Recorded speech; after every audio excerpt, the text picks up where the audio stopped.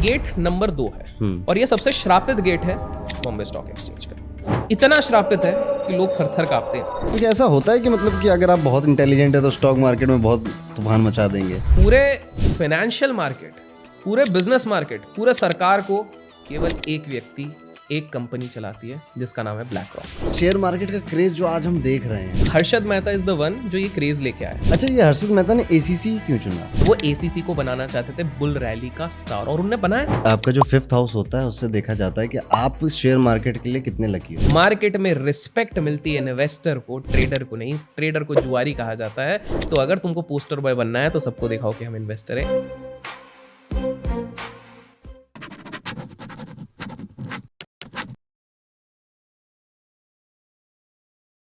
अभिषेक जी, एक बार फिर से हमारे पॉडकास्ट में आपका बहुत बहुत स्वागत है। पिछली बार हमने बात करी थी शेयर मार्केट की हिस्ट्री के बारे में, बहुत लोगों को पसंद आया। आपने कई सारे हिंट छोड़ के गए थे, आप लोगों ने गेस किए। आज का हमारे पॉडकास्ट का थीम होगा शेयर मार्केट की मिस्ट्री जी। तो सबसे पहले मैं आपसे पूछना चाहूँगा, ये शेयर मार्केट का क्रेज जो आज हम देख रहे हैं, मतलब छोटे बच्चा हो या फिर एक मिडिल एज मैन हो, वो भी सोचता है जॉब के साइड में शेयर मार्केट सीख लेता हूँ, ये क्रेज कहाँ से शुरू हुआ? तो सबसे पहले तो बहुत बहुत धन्यवाद आपके व्यूअर्स का भी, ऑडियंस ने जो इतना ज़्यादा प्यार दिया हमारे फर्स्ट पार्ट को। एंड आज भी होपफुली काफ़ी सारी चीज़ें हम सिखा के जाएंगे। तो आपके सवाल का जवाब देता हूँ। तो देखिए, इसकी शुरुआत काफ़ी सारे लोगों को लगता है कि Harshad Mehta is the one जो ये क्रेज़ लेके आया। उस पर कोई डाउट नहीं है। जो एक बूम था, जो एक क्रेज़ था, वो हर्षद मेहता लेके आया। लेकिन जो पहले शख्स थे जिन्होंने लोगों को आकर्षित किया कि आप शेयर बाज़ार की तरफ आए, वो none other than Dhirubhai Ambani sir थे। रिलायंस के जो हमारे फॉर्मर, जिन्होंने रिलायंस चालू किया। तो धीरूभाई जी के काफ़ी सारे किस्से हैं। जैसे उनमें से हमने कुछ किस्से हमारे लास्ट पॉडकास्ट में डिस्कस किया, जब उन्होंने पूरे बेयर कार्टेल के साथ लड़ भिड़ लिए, जिसके कारण एक बहुत ज़्यादा कॉन्फिडेंस बढ़ गया लोगों का। इससे पहले भी काफ़ी सारी चीज़ें हुई थी। For example, Dhirubhai ji was the first one. जब उन्होंने, देखिए आज के समय पे क्या होता है, सबसे बड़ा शेयर होल्डर की मीटिंग अगर किसी कंपनी की बोलते हैं, जो सबसे ज़्यादा हाइप्ड रहती है, वो होता है विदेश में बर्कशायर हैथवे की मीटिंग। वॉरेन बफेट सर, जिनको हम सभी जानते हैं, उनकी मीटिंग होती है। मतलब वो एक तरीके का मेला होता है। दुनिया भर से इन्वेस्टर्स आते हैं, बड़े छोटे हर कोई, वहां पर सिर्फ ये सुनने के लिए कि वॉरेन बफेट सर क्या कहेंगे और उनके साथ चार्ली मंगर जो उनके पार्टनर है वो क्या कहेंगे। वो इतना बड़ा सम्मेलन होता है। उससे बड़े सम्मेलन हमारे देश में लगते थे रिलायंस के, जब एजीएम होता था, पब्लिक पूरी आती थी, टूट पड़ती थी। आपने अगर गुरु फिल्म देखी होगी तो वहां पर उसके कुछ दृश्य दिखाए गए हैं, किस प्रकार से पूरा स्टेडियम का स्टेडियम भरा रह जाता था। तो धीरूभाई सर ने ऐसा क्रेज लेके आए थे कि आज के समय पे अगर हम किसी शेयर पे इन्वेस्ट करते हैं तो हम सोचते हैं कि यार चलो 2 गुना हो जाएगा, 3 गुना हो जाएगा तो हम निकाल लेंगे। धीरूभाई सर को इसलिए लोग मानते हैं क्योंकि उस समय से, स्टार्टिंग से जिसने उनके साथ निवेश किया, उनकी 7 पुश्तियों के खर्चे पानी निकल चुके हैं। शादी ले लो, घर ले लो, बंगला ले लो। That is the reason Reliance पे लोगों को इतना ज्यादा ट्रस्ट है। चाहे आप म्यूचुअल फंड बोलो, लोग बोलो, ये बोलो। और उसमें भी ना बहुत इंटरेस्टिंग कुछ स्टोरीज हैं। ऐसा नहीं है कि धीरूभाई सर जो सोचते थे हमेशा वो सही था। एक किस्सा मैं आपके दर्शकों को बताना चाहूंगा जो किसी किताब में नहीं है, किसी गूगल पे भी नहीं मिलेगा। इसका मैं थोड़ा कंटेक्स्ट आपको बता देता हूँ। तो अहमदाबाद में मुझे एक सेशन के लिए बुलाया गया। अहमदाबाद की ना एक बड़ी खास बात है, अहमदाबाद में हर बंदा ट्रेडर है। हर बंदा, आपका जो ड्राइवर है वो भी ट्रेड करता है, पान वाला भी ट्रेड करता है। हद ये हो गई थी, एक डॉक्टर थे जो क्लिनिक चलाते, हमारे फैन थे। वो डॉक्टर हमको बुलाते हैं, वहाँ पे बोलते हैं अभिषेक जी ये हमारा क्लिनिक है, सब कुछ दिखाया। उसके बाद मेरे को बिठाया और मेरे को दिखा रहे हैं अपने कंप्यूटर पे, ये एक आरएसआई, एक टेक्निकल इंडिकेटर होता है, ये एक आरएसआई, ये चार्ट पे आप देखिए। साइड से उनकी असिस्टेंट आके बोल रही है वो ऑपरेशन चल रहा है सर, क्या करना है? बोले मैं आ रहा हूँ। मतलब इतना ज्यादा क्रेज है वहां पर, हर कोई करता है। तो जब मैं इस इवेंट में था अहमदाबाद में, जहाँ मुझे इन्वाइट किया गया था, तो वहां पर मैं एक शख्स को देख रहा था जो अपने लेट 80s में होंगे और काफी इंस्पिरेशनल लगता है कि भाई इतने बुजुर्ग इंसान भी अगर आपको सुन रहे हैं, तो मेरे को लगा कुछ तो स्टोरी हो गया। तो अभी अभी इंटरेस्ट जगह ये है। जब बात करी उनके आसपास से, वो ठीक से प्रॉपर बोल नहीं सकते थे, थोड़ा बहुत बोल रहे थे, बट पता लगा कि ये धीरूभाई सर के टाइम से शेयर मार्केट में। मैं बोला यार ये तो गजब है, इनके तो गजब है। तो फिर आप लोगों को एक किस्सा बताता हूँ जो उनसे रिलेटेड है। धीरूभाई सर का बर्थ हुआ था जूनागढ़ नाम की एक जगह पे, डिस्ट्रिक्ट जूनागढ़ है, एग्जैक्ट मेरे को विलेज ध्यान नहीं है, बट वहां पर हुआ था। तो जब इनने स्टार्टिंग में रिलायंस का फाउंडेशन रखा था, तो ये पब्लिक के पास गए थे कि देखो मैं इतनी बड़ी चीज बनाना चाहता हूँ, तो आप लोग मेरे को रुपीस दीजिए, पैसा दीजिए, आपका पैसा भी बढ़ेगा, मेरी कंपनी भी बढ़ेगी। तो जैसे जैसे इसकी लिस्टिंग हुई, आईपीओ आया, सब कुछ बढ़िया, लोगों का ट्रस्ट है, तो एक बाय बैक का सीन बन रहा था जो 300 रुपए के आसपास बनने वाला था, जो उनने अनाउंस किया था। उस समय पे एक इनकी मीटिंग चल रही थी जिसमें ये शख्स भी थे, ये अपने गांव आए हुए थे, तो वैसे ही बता रहे थे, सबसे बात कर रहे थे। इन्होंने बोला, ये सामने वाली पार्टी ने, कि बोले ये 300 पे नहीं आएगा, इसके आधे दाम पे बायबैक मैं लूंगा। तो धीरू भाई सर बोले, अरे मैं कंपनी का ओनर हूँ, मुझे पता है कौन से प्रोजेक्ट आने वाले, मुझे पता है क्या ग्रोथ हो रही है, क्योंकि मैं तो ओनर हूँ, मेरे को सब पता है। बोले 300 के नीचे कभी आने ही नहीं वाला है। ये बंदा अड़ गया, ये वही शख्स है जो मेरे को उधर मिले हैं। बोले ऐसा हो ही नहीं सकता, आप खुद देख लो। तो धीरू भाई जी ने अपना गणित लगाया, बोले यार प्रोजेक्ट्स तो सारे आ रहे हैं, सारे बढ़िया चीज़ है, 300 के नीचे इसका भाव जा ही नहीं सकता। इनने बोला 6 महीने के अंदर देखो, मैं इसके आधे भाव पे इसको खरीदूंगा, और वो उसका लास्ट आधा पॉइंट, इसके बाद वो नहीं जाने वाला। और आप बिलीव नहीं करोगे, 3 महीने बाद वो भाव आया। अब धीरू भाई सर का दिमाग हिल गया, बोले यार जिस बंदा जो पूरा बिजनेस चलाता है, जिसको सब इन एंड आउट पता है, जिसके एम्प्लॉयज हैं, जिसके प्रोजेक्ट्स हैं, उसको नहीं पता कि भाव कहाँ जाने वाला है, ये बंदा कौन है, इसके बारे में पता लगाओ। अपनी टीम वालों को भेजा, भाई ये बंदा मेरे को चाहिए, क्योंकि कुछ तो जीनियस माइंड है इसका, ये कैसे निकाला। तो जैसे तैसे मिले, ऑफिस में आया, बुलाया, बात करी गई। तो इनसे पूछा, यार मैं क्यूरियस हूँ जानने के लिए, क्योंकि मैं एंटरप्राइजिंग नेचर वालों को बड़ा पसंद करता हूँ। उस समय पे, ये अर्ली 80s आप पकड़ लो, 70s, इस समय पे 60s 70s 80s में ये बोल रहे हैं, यार तेरे को जितने लाख चाहिए तू ले, जितने करोड़ चाहिए तू ले, लेकिन तुझे बताना पड़ेगा क्या राज है। उसने बोला, ये मेरी विद्या है, मैं किसी को नहीं बताऊंगा। आपको जान के हैरान होगे, वो 2 चीज़ों का मिश्रण करते थे। आपको खुशी होगी, आपके दर्शकों को। पहला था एस्ट्रो और दूसरा था मैथ्स। उन्होंने बोला मैथ्स और एस्ट्रो का मैंने ऐसा कुछ, उन्होंने अपना एक प्रोप्राइटरी कुछ बनाया हुआ है, जिसके चक्कर में मैं प्रिडिक्ट कर सकता हूं कि कौन सा भाव आ सकता है, कब आएगा, एग्जैक्ट तो नहीं बता सकता हूं, कौन सा भाव आएगा, और मैंने बोला तो बिल्कुल आएगा। और आज उन व्यक्ति के काफी, मतलब मार्केट में ना काफी सारे सॉफ्टवेयर्स चलते हैं, तो काफी बड़े लोगों के सॉफ्टवेयर्स में इनका भी काफी ज्यादा इनपुट है। तो धीरू भाई सर को इन्होंने पहली बार एक मैथ्स वाले, और वो खुद ट्रेडर रह चुके हैं, वो ये जो शख्स है वो खुद ट्रेडर है, उन्होंने चैलेंज किया था। तो आप समझिए, मतलब एक, जब हम शेयर बाजार की बात कर रहे हैं, तो शेयर बाजार से धीरू भाई सर का बहुत ऊपर जाना, नीचे जाने का है। और धीरू भाई सर ने ना यही वाली नॉलेज अपने बच्चों को पास करी, बड़े बेटे को थोड़ा ज़्यादा अच्छे से पास करी, छोटे बेटे की हम बाद में बात करेंगे। तो एक इंटरेस्टिंग चीज़ है, ये मैंने पहले भी कहीं बोला होगा, लेकिन आपके दर्शकों को मैं बता दूं।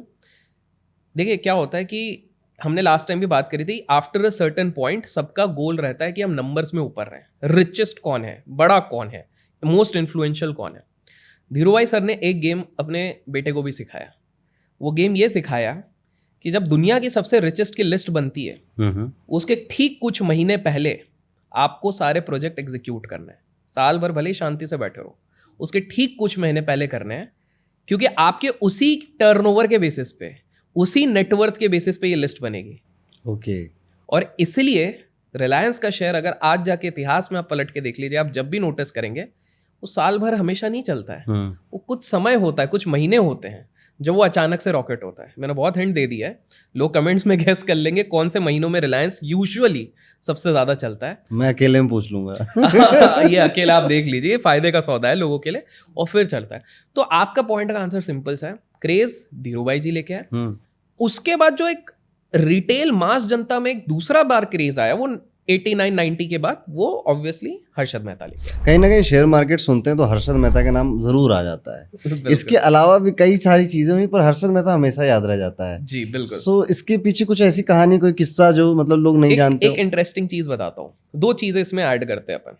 पहली चीज है, एक व्यक्ति आप समझिए वर्ली में, जो मुंबई में होंगे वो लोग गेस कर सकते हैं, 15,000 स्क्वायर फीट के सी फेसिंग अपार्टमेंट, उस समय पे भी जिसका कॉस्ट 20,000 स्क्वायर फीट चल रहा होगा, ठीक है, उस समय पे, आज तो कितने लाखों पर स्क्वायर फीट पे चल रहा है। तो 20,000 स्क्वायर फीट वर्ली का उनका ऑफिस, वहाँ पर एक अपने गोल्फ क्लब के साथ खड़े होके मैगजीन में फ्रंट पेज पे फोटो छपवाने वाले पहले व्यक्ति, जब ऑलरेडी ब्रोकर्स नेक्सस में काम चल गया कि भैया कुछ तो गड़बड़ कर रहा है। लेकिन आपको जान के हैरानी होगी, हर्षद मेहता सिर्फ अपने फ्लेमबॉयंट नेचर के कारण नहीं गिरा, सिर्फ दिखावे के कारण नहीं गिरा। वो पता है किस लिए गिरा? वो इसलिए गिरा बिकॉज पूरी कॉर्पोरेट वर्ल्ड उसके अगेंस्ट हो रही थी। अब मैं समझाता हूँ कैसे। हर्षद मेहता जब वो पीक पे चल रहे थे, वो धनाधन स्टेक्स उठा रहे थे बहुत सारी कंपनीज में। ग्रासिम में उठा लिया, एसीसी हम सबको पता है, एसीसी उठाया। वो कंपनीज में ऐसे स्टेक उठा रहे थे, 10-10, 15-15% के मालिक हो गए थे। इससे पहले कभी भी बिरला, टाटास, अंबानी तो चलिए पुराने मजे हुए खिलाड़ी थे, पर बाकी लोग ना कभी शेयर मार्केट के एंगल को इतना सीरियसली नहीं लेते थे। उनके लिए शेयर मार्केट वॉज कि हमारी कंपनी लिस्ट हो गई, हमारा नेटवर्क बढ़ गया, बस। उनको बाय बैक ये वो दुनिया भर की चीज़ों से मतलब नहीं था। अब अचानक से बाहर में हर्षद मेहता धीरे धीरे करके आज के समय पे हम जैसे मिड कैप कंपनीज बोलते हैं, उस पर वो कंट्रोलिंग स्टेक्स लेने लग गए थे। और जिस स्पीड से वो जा रहे थे, स्वाभाविक सी बात थी हमारी देश की बड़ी बड़ी कंपनी में उनका स्टेक होता। इस शब्द को कॉर्पोरेट सर्कल में कहने लग गया कि ये कॉर्पोरेट हाईजैकर बन जाएगा। ओके। मतलब एक तरीके से आप समझो, हर्षद मेहता अकेला एक व्यक्ति होता जो हमारे देश की सारी कंपनीज पे कंट्रोलिंग स्टेक वो डिसाइड कर पाता कि भाई तेल का उत्पादन कितना होना चाहिए, कितना रुकना चाहिए। वो डिसाइड कर पाता सीमेंट का डिमांड इधर है, उधर होना चाहिए, इधर होना चाहिए। मतलब आप समझ रहे, एक सिंगल पर्सन जिसके अंदर इतना पावर हो। कॉर्पोरेट वालों का दिमाग हिला कि भाई ये पॉलिटिशियन से तो पंगा अलग चल रहा है, जो हमने लास्ट पॉडकास्ट में बात करी। अब ये ले रहा है कॉर्पोरेट वालों से पंगा, क्योंकि एक व्यक्ति अगर कंट्रोलिंग स्टेक सब पे ले ले, और इसका पहला एविडेंस हुआ था जब उनकी एसीसी वालों के साथ थोड़ा सा हो गया। तो वहां पर एसीसी वालों को लगा कि भैया ये तो अब अपने टर्म्स चला रहा है और इसके पास हक भी है, क्योंकि ये तो कंट्रोलिंग स्टेक पे स्टेक उठा रहा है। सिंपल सा आंकड़ा बताते हैं, 51% अगर आप किसी कंपनी को ओन करते हो, वो कंपनी आपकी हो गई। सिंपल सी है। 15-20% तक हर्षद मेहता ले आए थे, जिस तरह का मनी सप्लाई हो रहा था वो पूरा ले लेते। उनका इंटेंट एक्चुअली में बुरा नहीं कह सकता हूं मैं, टेक्निकली इंटेंट वही था कि देश भी चले, सब चले, इन्वेस्टर भी पैसा बनाए, मैं भी पैसा बनाऊं जब तक ऊपर जाएगा। लेकिन ये उनके लिए सबसे बड़ा खतरा था। सो कॉर्पोरेट नेक्सस ने भी डिसाइड किया कि बेटा ये बहुत आगे निकल रहा है। क्योंकि एक चीज ना, मैं वेल्दी लोगों के बारे में आप लोगों को बताता हूँ। वेल्दी लोगों की एक चीज खास है। वेल्दी लोग, ये बहुत लोगों को शॉकिंग लगेगा, wealthy people don't want to own things, they want to control things. इसको थोड़ा एलैबोरेट करता हूँ। ओन तो आपके और हमारे जैसे लोग करना चाहते हैं। एक गाड़ी हो, एक घड़ी हो, बंगला हो, ये हम ओन करना चाहते हैं। जो एक लेवल के वेल्थ के ऊपर निकल गए होते हैं, ये लोग ओन करते हैं। कैसे? एक सिंपल सा उदाहरण देता हूं। आप काफी सारे लोग सोचते होंगे हम लोग टैक्स से थोड़े बहुत परेशान रहते हैं, जैसे जैसे ये लोग कंट्रोल करते हैं, बोलना है आपको। हाँ, बड़े लोग कंट्रोल करते हैं। कैसे? मैं आपको बताता हूं। Let's take an example. हम लोग टैक्स को बचाने पे लगे पड़े हुए हैं। ये लोग क्या करते हैं पता है? ये लोग बनाते हैं ट्रस्ट। ओके। ये लोग बनाते हैं फाउंडेशंस। अब विदेश में जाइए, कार्निगी फाउंडेशन है, रॉकफेलर फाउंडेशन है। हम लोगों को लगता है यार कितने चैरिटेबल लोग हैं, बिल्कुल है, कोई डाउट नहीं है। लेकिन आपको एक चीज नहीं पता है क्या होता है कि लेट्स टेक एन एग्जांपल, मैं अरबपति इंसान हूं, मुझे डर है कल को मेरे सारे एसेट्स कोई ना कोई एजेंसी आ गई, कोई ना कोई लॉ एनफोर्समेंट एजेंसी आ गई, वो अगर सब फ्रीज कर दे तो क्या होगा? तो मैं ट्रस्ट बनाऊंगा। ट्रस्ट को जैसे ही मैंने अपना सारा पैसा पास किया, ये विदेश में बहुत होता है, तो मैं एक सेपरेट लीगल एंटिटी हो गया। कल को अगर मेरे ऊपर आ भी गई तो भैया मेरे अकाउंट में 1 करोड़ रुपए ले जाओ भाई, फ्रीज कर दो, बैंकरप्ट हो गया हूं मैं। सारा पैसा, सारा एसेट वहां पर है, वो मेरे नाम पे नहीं है, लेकिन चलेगा तो मेरे ही इशारे पे ना। उस एसेट में क्या करना है? तो सारे रईस लोगों ने, अल्ट्रा रिच वेल्दी लोगों ने अपने मैक्सिमम एसेट उधर लगा। और दिस इज द रीजन, एक बार फोर्ब्स मैगजीन के लीड एडिटर को पूछा गया कि बॉस आपको लगता है फोर्ब्स में जितने लोग आते हैं यही रिचेस्ट हैं, बाकी कैसे नहीं है? तो बोले अगर हम नेताओं को लेके आ जाएं और बाकी लोगों को लेके आ जाना, तो ये सारे बिजनेसमैन तो कहीं रैंक पे भी नहीं लगेंगे, इतना ज्यादा इन लोगों के पास वेल्थ है। बट ये लोग अपने नाम पे वो नहीं करते, क्योंकि उनको ओनरशिप से मतलब ही नहीं है। And this is a fact. दुनिया के जो सबसे ज्यादा रिचेस्ट लोग हैं वो किसी लिस्ट में ही नहीं है, और वो आना भी नहीं चाहते। They want to stay anonymous. उसका रीजन सिंपल सा है, उनको पता है द मोमेंट वो थोड़ा सा मीडिया के सामने आएंगे, जैसे ही लोगों को पता लगेगा उनके बारे में, सारी चीजें हिल जाएंगी।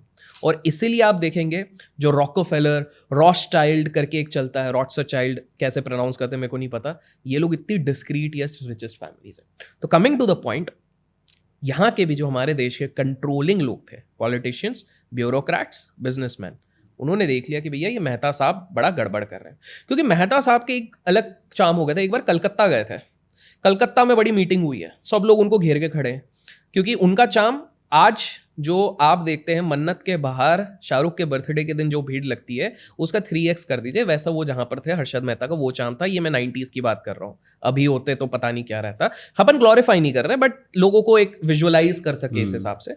कलकत्ता में चल रहा है बिल्कुल बढ़िया इस तरह से। उस समय पर एक जयप्रकाश करके काफी ग्रुप चल रहा था, कंपनी नाम चल रही थी, आपके इधर की है, तो वो काफी चल रही थी। इन्होंने बस ऐसे ही बोल दिया भाई जयप्रकाश ले लो, देखा जाएगा। जयप्रकाश आज के समय पे जिसको सर्किट बोलते हैं ना, जो सर्किट लग जाता है 20-20%, अपर सर्किट, वो रुक ही नहीं रहा, वो धनाधन जा रहा है सिर्फ एक स्टेटमेंट पे। तो हर्षद मेहता को कॉर्पोरेट वाले बहुत फियरफुल होने लग गए कि बॉस ये चीज होगी, तो ब्रोकर्स डरने लग गए, जो हमने लास्ट पॉडकास्ट में बात करी, ठीक है। कॉर्पोरेट वाले डरने लग गए कि भैया ये हो गया।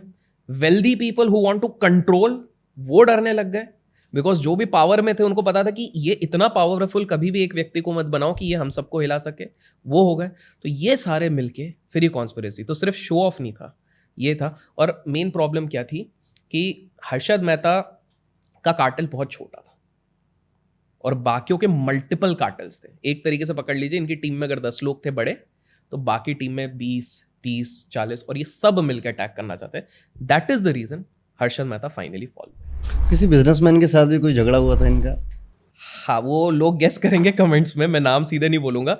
एक बिजनेसमैन के साथ इनका बहुत झगड़ा हुआ था। एक क्या, इनके लगभग बिजनेसमैन के साथ हुए थे। एक टेलीकॉम वाले के साथ हुआ था इनका, उन्हीं के पहचान से वो नेताजी से मिलने गए थे, तो उनके साथ झगड़ा हो गया था। उनने बोला था बेटा रुक जा, मत बात कर हर्षद मेहता, पब्लिकली ये सारी चीजें मत बताओ।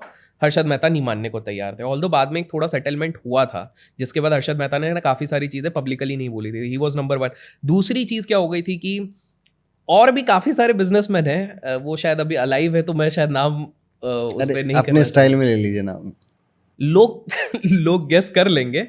बट बाय द वे उन्होंने पंगा एक उनसे भी लिया था जिनके 2 बेटे हैं, और उनमें से एक बेटे का हवाला निकल चुका है, तो लोग स्मार्ट है। एंड बाय द वे मैं आपको बता दूं कि इस तरह से हर्षद मेहता हो, धीरूभाई जी हो, इस तरह काफ़ी डिस्क्रीट इन्फॉर्मेशन है जो हम धीरे धीरे करके शेयर करेंगे। और बाय द वे इस वीडियो में भी अगर हमने पिछले बार कितना बोला था लाइक्स के लिए, हमने अब याद नहीं है, हो गया होगा जितना बोला, 10-15 हज़ार करते हैं, 15,000 लाइक हुआ। तो थर्ड पार्ट में इससे भी बड़ी बड़ी चीज़ें हम बताएंगे, कुछ चीज़ें बच्चों के लिए भी सस्पेंस पे रखते हो। बिल्कुल। तो ये एक बहुत बड़ा था कि कॉर्पोरेट किस तरह से उन्होंने हिला दिया था। अच्छा, ये हर्षद मेहता ने एसीसी क्यों चुना? ठीक है, इसको ना इस तरह से समझिए, अगर हम अर्ली 90s में जाते हैं, दिस इज पोस्ट ये लिबरलाइजेशन वाला एरा वो जो चल रहा था, उस समय पे गवर्नमेंट ने ना एक लाइसेंसिंग का बड़ा सही सिस्टम करा हुआ था कि लाइसेंसिंग, अगर लेट्स टेक एन एग्जांपल, आप बड़े हो, लेट्स से आप एसीसी हो, आप सीमेंट के लीडर हो, तो लाइसेंसिंग सीमेंट का सारा काम करने का 90% काम सिर्फ आपको ही मिलेगा। ओके। एक तरीके से आप समझो सीमेंट में आपकी मोनोपोली रहेगी। मैं अगर पेट्रोकेमिकल वाला हूं, मुझे पेट्रोकेमिकल का लाइसेंस मिला है, तो कल को अगर कोई जनाब अपना बोरिया बिस्तर बांध के जेब में 1 करोड़ रुपए रख के भी आके बोलेगा सरकार को कि सरकार मेरे को ये सेट करना है, उस समय पे ये वाला सिस्टम नहीं था, तो एक खतरनाक वाली मोनोपोली थी।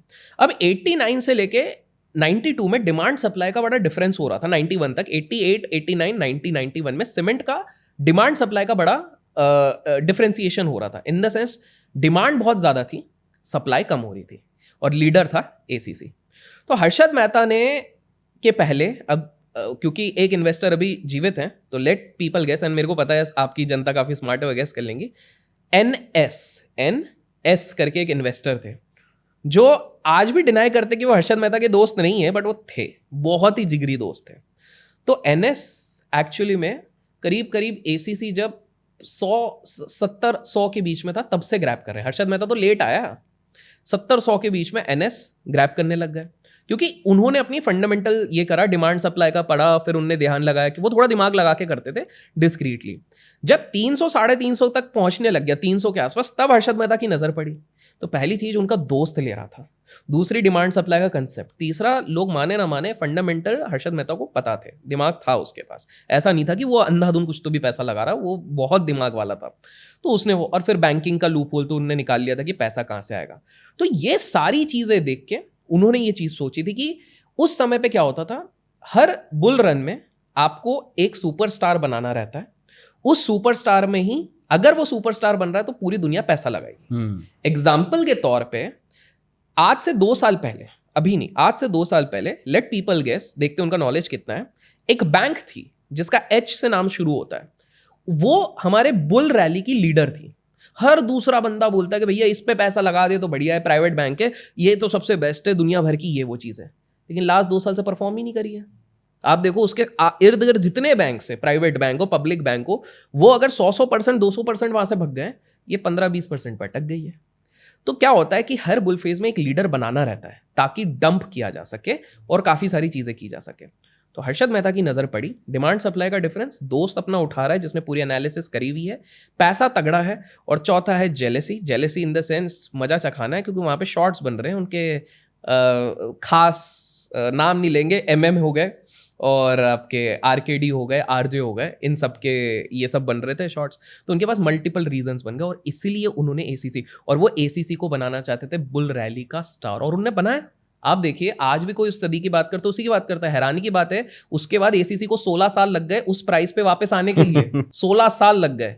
तो ये इसलिए रीजन था कि डिमांड सप्लाई का उन्होंने अपना स्टडी करा, इस पे कंट्रोलिंग स्टेक वो ले सकते थे, और इसी चक्कर में उन्होंने एसीसी पकड़ा। तो अभी जैसे हम हर्षद मेहता की बातें करते हैं, शेयर मार्केट की बातें करते हैं, तो स्कैम 92 सीरीज याद आती है जी। उसके बाद से तो मुझे लगता है बहुत फेमस हो गया। तो क्या ये पहला ही था या कुछ और भी था इससे पहले? इस पे भी एक केस है।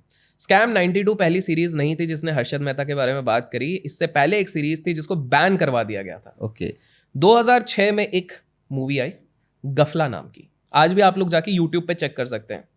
उसमें नाम दिया गया सुबोध मेहता, इस तरह से मतलब चेंज कर करके नाम दिया गया। अब ये ऐसी मूवी थी जिसको विदेशों में, जैसे वो स्क्रीनिंग होती है ना, विदेशों में स्क्रीनिंग के बाद अवार्ड मिलने लग गए। मतलब इतनी अच्छी बनी है फ्रॉम इंटरनेशनल पर्सपेक्टिव, जो नेशनल अवार्ड और इस तरह के बोलते हैं वो मिल रहे हैं। रिलीज होने वाला है, अचानक से 15-20 दिन पहले बॉम्बे स्टॉक एक्सचेंज का इनको एक नोटिस आ जाता है कि भाई तुमने पीछे जो बिल्डिंग दिखाई है और उसके पीछे तुम करप्शन दिखा रहे हो, ये गलत है, ये मूवी हम रिलीज नहीं होने देंगे। तो भैया डायरेक्टर उसमें लड़ने पे लग गए, डायरेक्टर और प्रोड्यूसर पैसा लगा हुआ है वो उसमें लग गए। फिर दूसरी चीज क्या हो गई, एक्चुअली में क्या हो गया कि उस समय पे ना ओटीटी का कंसेप्ट नहीं था। ओटीटी आजकल क्या होता है कि आप बहुत चीजें दिखा सकते हो, वो कट पिट के सब हो जाता है, लेकिन मूवीज में हमेशा वो क्या बोलते हैं, सेंसर बोर्ड वो काफी रहता है। तो सुनने में ऐसा है कि कुछ बड़े निवेशक थे जो चाहते नहीं थे कि उस समय पे ये मूवी बाहर आए, क्योंकि अगर ये मूवी आ जाएगी तो रिटेल में परसेप्शन बदल जाएगा। बिकॉज हैरानी की बात यह है कि आज के समय पे जो सबसे बड़े अपने आप को इन्वेस्टर बोलते हैं, वो इन्वेस्टर थे नहीं, वो ट्रेडर थे। और वो ट्रेडर भी नहीं, वो स्पेक्यूलेटर थे, शॉर्ट सेलर थे, और वो इनसाइडर इन्फॉर्मेशन से पैसा बनाते थे। इसके काफी ज्यादा प्रूफ ऑलरेडी आ चुके हैं। तो वो लोग नहीं चाहते थे कि ये हमारे जो इंटरनल राज है वो बाहर आए, तो गफला को रिलीज ही नहीं होने दिया। प्रोड्यूसर परेशान, ये परेशान। उसके बाद एक डिसाइड किया गया, क्लोज रूम स्क्रीनिंग की जाएगी। सुनने में आया उसके लिए परमिशन ली गई थी कुछ ज्यादा लोगों के लिए, 45 लोग से ज्यादा बैठने ही नहीं दिए, तो वो वहां पर हो गई। उसके बाद बोला गया कि चलो कोई नहीं, प्रोड्यूसर उस समय पे सोचा किसी तरह से हम पैसा निकलवाएं या किसी तरह लोगों तक पहुंचाए। तो तब वीसीडी का माहौल चलता था, आपको याद होगा, डीवीडी वीसीडी। तो उन्होंने बोला इसमें निकालते हैं, 1.5 साल तक वो नहीं आ रही है। तो मतलब हर तरफ से फंसा दिया था। फिर मेरे को लगता है कि किसी ने सजेस्ट उनको किया होगा कि भाई अब यूट्यूब जैसा एक प्लेटफॉर्म आ गया, वहीं पे डाल दो जो होगा, एडसेंस से। तो उनने फिर ऐसे भी कुछ हो नहीं रहा तो उनने डाल दिया। आज शायद उस पर कुछ मिलियंस व्यूज होंगे, वो भी स्कैम 92 आने के बाद। मैंने तो स्कैम 92 के काफी पहले देख ली थी। तो ये पहली सीरीज थी जिसने काफी सारी चीजें वहां पर, भले पूरा नाम नहीं लिया था लेकिन काफी एक्सपोज किया था। उसमें ना बड़ा इंटरेस्टिंग एक कंसेप्ट है, वो लोग मूवी देखेंगे, उसमें तो ये भी दिखाया गया है, मेरे को नहीं पता कितना ट्रू है, कि जो जर्नलिस्ट हैं जिन्होंने हर्षद मेहता को एक्सपोज किया, वो शायद ऐसा सीरीज में दिखा है, वो हर्षद मेहता को लाइक करते थे और हर्षद मेहता ने उनको नहीं भाव दिया, उस चक्कर में भी ईगो क्लैश हो गया। अब कितना सच है क्या सच है वो लोग आप सीरीज जाके देखिए, बट ये चीज़ थी। तो गफला पहली थी जिसने ये सारी चीज़, 2006 की बात है। आपने बॉम्बे और स्टॉक एक्सचेंज की बात करी, इस पे मैंने जैसे जब रिसर्च कर रहा था आपके साथ पॉडकास्ट करने के लिए, इस पे कोई कर्ज की बात होती है? ये बड़ा इंटरेस्टिंग है। तो शुरुआत होती है इसकी, अगर बॉम्बे स्टॉक एक्सचेंज की बात करें तो एक गेट नंबर 2 है, गेट नंबर 2, और ये सबसे श्रापित गेट है बॉम्बे स्टॉक एक्सचेंज का। इतना श्रापित है कि लोग थर थर कांपते हैं इससे। बात होती है 1992, हर्षद मेहता का अरेस्ट आता है, गेट नंबर 2 उसी दिन खुलता है। शेयर बाजार एक दिन में 600 पॉइंट या 700 पॉइंट गिरता है। इतिहास में इससे पहले सेंसेक्स कभी भी इतना नहीं गिरा। 2001 के आसपास है, क्लिंटन साहब हमारे देश में आ रहे हैं, और हमारे देश में अतिथि देवो भव होते हैं, तो सब कुछ हाथ जोड़ के सबको वेलकम किया जाता है। हैरानी की बात यह होती है कि उनके वेलकम के समय पे गेट नंबर 2 खोला जाता है। भारत का दूसरा सबसे बड़ा क्रैश 1992 के बाद आता है। लोगों ने सोचा हो सकता है यार क्या है कैसा है, बट 2008 अगेन गेट नंबर 2 क्यों खोला गया, क्योंकि वो जो बुल आप देखते होंगे, काफी लोग फोटोज में देखते होंगे, एक ब्रॉन्ज बुल है, उसको इंस्टॉल करने के लिए गेट नंबर 2 खोला गया। और आपको पता है 2008 में क्या हुआ। उसको इतना श्रापित माना जाता है कि उस समय पे सारे ब्रोकर्स जो बीएसई की लाइसेंस थे वो ला के अथॉरिटीज को डिमांड करने लगे कि क्षमा करें लेकिन इस गेट को आप या तो खत्म कर दें या तो बंद कर दें परमानेंटली, ऐसा ताला लगा दें, कुछ भी कर दें। शॉर्ट सेलर के लिए तो उसमें मजे ही हैं, वो तो जब चाहे चाबी खोल दो तो उनके लिए तो मजे ही हो जाएंगे।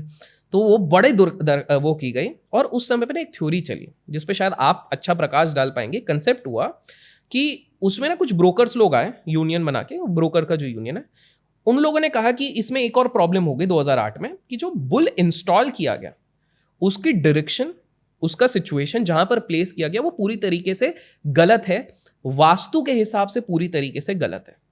और वो उन्होंने इंसिस्ट करके फाइनली थोड़ा डिसेंटली उन्होंने कहा कि देखो बुल मतलब अच्छी चीज होती है, प्रॉस्पेरिटी लाएगा मार्केट के हिसाब से, लेकिन ये कहां पर इंस्टॉल किया ये भी इंपॉर्टेंट है। तो मैं आपसे इस पे पूछना चाहूंगा, आपको लगता है कि ये प्रोडक्ट का प्लेसमेंट करना, वास्तु, ये सब सही में इतना मैटर करता होगा? 200% मैटर करता है। अब आपने बोला है तो मैं समझा देता हूँ। अगर आप ट्रेडिंग करते हैं तो आपके लिए ज़रूरी है गेन फुलफिलमेंट, और उसके लिए आपकी घर की डायरेक्शन या फिर जहाँ पर आप ट्रेड करते हैं आपको वेस्ट साइड में बैठकर ट्रेड करना चाहिए, क्योंकि जो वेस्ट के डायरेक्शन है वो गेन फुलफिलमेंट की डायरेक्शन होती है। और जितने भी आप आइडियल देखते हैं तो वास्तु में रेमेडी का कॉन्सेप्ट होता है। इन आइडल की पर्टिकुलर डायरेक्शन में प्लेसमेंट आपको एक पर्टिकुलर चीज़ लाइफ में दे सकती है, जैसे कि आपको एक अच्छी मैरिड लाइफ दे सकती है, पैसा मनी दे सकती है, अच्छी हेल्थ दे सकती है। जैसे कुबेर का अगर आइडियल आप नॉर्थ में रखेंगे, स्पेशली अगर N4 डायरेक्शन में रखेंगे तो ज़्यादा आपको वेल्थ गेन होने की पॉसिबिलिटीज़ होती हैं, चाहे वो अपने ऑफिस में रखें या घर में रखें। ऐसे ही जो बुल आप बता रहे हैं, जो लोग ट्रेडिंग करते हैं या शेयर मार्केट में जाने की दिलचस्पी रखते हैं, तो जो उस बुल का ब्रॉन्ज मतलब मेटल का होना चाहिए, प्लास्टिक का नहीं होना चाहिए, उसे वेस्ट डायरेक्शन में स्पेशली W4 डायरेक्शन में रखना चाहिए। ओके, अच्छा, तो आप शेयर मार्केट में यूजुअली ज़्यादा गेन करते हैं, क्योंकि गेन का सारा खेल है। तो वास्तु के अनुसार आइडियल बहुत इंपॉर्टेंट होते हैं। ऐसे बहुत सारी रेमेडीज होती हैं आइडियल की प्लेसमेंट, जैसे कि आपको नॉर्थ वेस्ट में उल्लू की फोटो रखनी चाहिए। ताकि आपकी क्यूरियोसिटी बढ़ती रहे और आप उन चीज़ों को देख सकें जो कि आमतौर पे लोग नहीं देख पा रहे हैं। तो ये जो लॉयर होते हैं ये लोग इस चीज़ को बहुत फॉलो करते हैं। तो अब क्या है कि हम लोग क्या कहते हैं कि उल्लू लक्ष्मी जी की सवारी है और लक्ष्मी जिसके पास आती है उल्लू बन जाता है, बट एक्चुअली उल्लू रात में देखता है। तो उल्लू वो देखता है जो आम लोग नहीं देख पाते।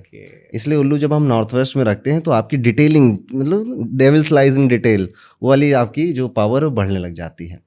तो Vastu is a very scientific. Vastu Vishwakarma Purana में भी इन सब बातों के बारे में लिखा गया, मयतम पुराण में भी इनको बारे में लिखा गया, चंद्रिका हस्तम है उसमें भी लिखा गया। तो कई सारी पुस्तकों में सारी बातें बताई जा रही हैं। तो मेरे ख्याल से आपके जो ट्रेडर थे वो सब जानते थे इन बारे में। तो वो एक्चुअली में उन्होंने यही किया था कि उन्होंने कंसल्ट किया था किसी एस्ट्रो के ज्ञानी इंसान से, तो उन्होंने ही उनको बोला था कि भाई यही मिस्टेक हो रही है, पहले इस चीज़ को सुधारा जाए। और हैरानी की बात है, जब उन लोगों ने कुछ एडजस्टमेंट वास्तु के हिसाब से किए, मार्केट सेटल होकर वहां से ऊपर भी गया है, तो लोगों का विश्वास और बढ़ गया इस चीज़ पे। वास्तु और एस्ट्रो का यूज़ मैं जैसे सुनता रहता हूँ, अब मुझे नहीं आता, आज की डेट में नहीं आता, पर मैं सीखूंगा ज़रूर, और जिस दिन सीखूंगा सबको सिखाऊंगा ज़रूर। ठीक है, क्या बात है। सो ये एस्ट्रो और वास्तु का यूज़ किस तरह से शेयर मार्केट में लोग कर रहे हैं और किसने इसकी शुरुआत करी थी? ये बड़ा आपने इंटरेस्टिंग ये पूछा। इसकी ना शुरुआत एक्चुअली में एक व्यक्ति था WD गैन करके। आज गैन थ्योरी और काफ़ी सारी चीज़ें चलती हैं। 1800s, लेट 1800s की बात है, टेक्सास में ये इनका जन्म हुआ। और इनकी जो माता जी थी ये चाहते थे कि ये फादर बने, वो जो चर्च में फादर होते हैं वो, क्योंकि उस समय पे सपने छोटे होते थे, ज़्यादा कुछ नहीं, भाई तू भगवान के राह पे चल। तो उनकी माता जी इनको बाइबल पढ़ाती थी उस समय पे टेक्सास में। इनके पिताजी तो चाहते थे कि ये अपना प्रोफेशन करें, नॉर्मल काम करें, इस प्रकार से कुछ करने का चल रहा था। अब क्या हो गया कि ये जब बढ़ रहे थे, धीरे धीरे एज बढ़ रही थी, तो इनकी बड़ी फोटोग्राफिक मेमोरी थी। इनको पूरी बाइबल याद हो गई थी, स्पिरिचुअलिटी याद हो गई थी, और इनका इंटरेस्ट जगने लग गया था एस्ट्रोलॉजी में। कहीं से इनने सुना थोड़ा बहुत और इनका इंटरेस्ट जग गया। और कहीं ना कहीं मैंने एक चीज़ नोटिस करी है कि जो लोग थोड़े स्पिरिचुअल साइड में होते हैं उनको थोड़ा सा एस्ट्रो का भी एक इंक्लाइनेशन हो जाता है। तो इनको हो गया, तो इन्होंने माइंड में एक सेट कर लिया कि मैं अपने पोटेंशियल को सिर्फ एक फादर बन के वहाँ पर नहीं रोकना चाहता हूँ। तो ये व्यक्ति जैसे बढ़ते हैं, तो ये लेट 1800s की बात है, मतलब ये 1900 बस आने वाला है। तो इस समय पे इनकी एज करीब 23-24 के आसपास होगी। तो इनका इंटरेस्ट अब चले जाता है कि पूरी तरीके से मेरे को नॉलेज को ग्रैस्प करना है, मतलब 19-20 के आसपास इनने डिसाइड कर लिया कि पूरा करना है। इसके लिए 3 बड़े देश जाते हैं। एक होता है इंग्लैंड, दूसरा होता है इजिप्ट, तीसरा होता है हमारा भारत, इंडिया। इंग्लैंड से वो कुछ सीखते हैं, इजिप्शियन टेम्पल से वो कुछ सीखते हैं, इंडिया पे आते हैं वो एस्ट्रोलॉजी सीखने के लिए, क्योंकि उनको उनके गुरुजी ने बताया कि भाई सबसे बड़ी विद्या अगर एस्ट्रोलॉजी रिलेटेड अगर तुमको चाहिए तो उसके लिए इंडिया जाओ, इसके लिए चाहिए तो इजिप्ट जाओ, इसके लिए चाहिए तो इंग्लैंड, लिटरेचर का चाहिए तो आप इंग्लैंड जाओ, क्योंकि इंग्लैंड के पास बहुत ज़्यादा उनके पास लिटरेचर, हिस्टोरिकल लिटरेचर एविडेंस काफ़ी था, तो वो आए।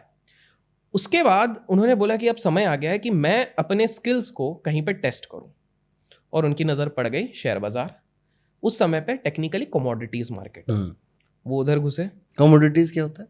जैसे गेहूं का ट्रेड होता है, तेल का ट्रेड होता है, सोने का ट्रेड होता है, ये सब भी वर्चुअली ट्रेड होते हैं ये सारी चीजें। आज जो प्राइस सेट हो रहा है गोल्ड का, वो कमोडिटीज मार्केट में सेट होता है। जैसे आप बोलते हो ना आज गोल्ड का दाम बढ़ गया, तो उसमें गोल्ड मार्केट के काफी ट्रेडर्स, बुलियन ट्रेडर्स बोलते हैं, वो ट्रेड करते हैं, तो उसको वर्चुअली जो होता है, उस समय तो वर्चुअल नहीं था, उस समय तो होता था जैसे दुकानें खुलती हैं उसी में कमोडिटीज होती हैं। ओके। तो ये कमोडिटीज में उतरे, तो पहला इनका सौदा बढ़िया गया।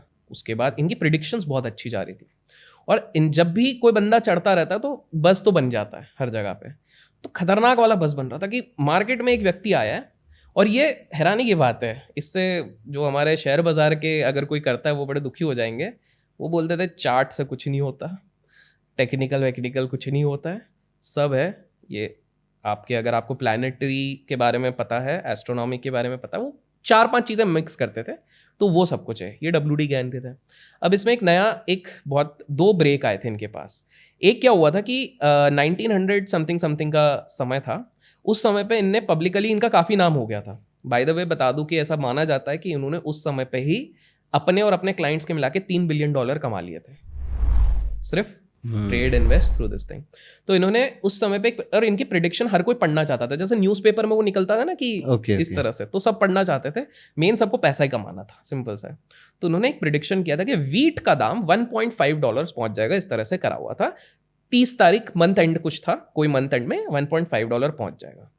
30 तारीख के दोपहर तक ये $1 पे ही है, और उन्होंने पब्लिकली ये बोल दिया था, ओवर कॉन्फिडेंस नहीं बट कॉन्फिडेंस है कि मुझे मेरी विद्या पे, मेरी एस्ट्रोलॉजी हो गई, मेरे सारी चीज़ों पे इतना विश्वास है कि अगर मैं गलत हुआ तो मैं कुछ सालों के लिए ये छोड़ दूंगा, क्योंकि फिर मेरे को अध्ययन करने की जरूरत पड़ेगी कि मेरे अंदर कुछ मिस्टेक हो रही है, मैंने इस नॉलेज को अच्छे से नहीं लिया है, तो मैं सब छोड़ दूंगा।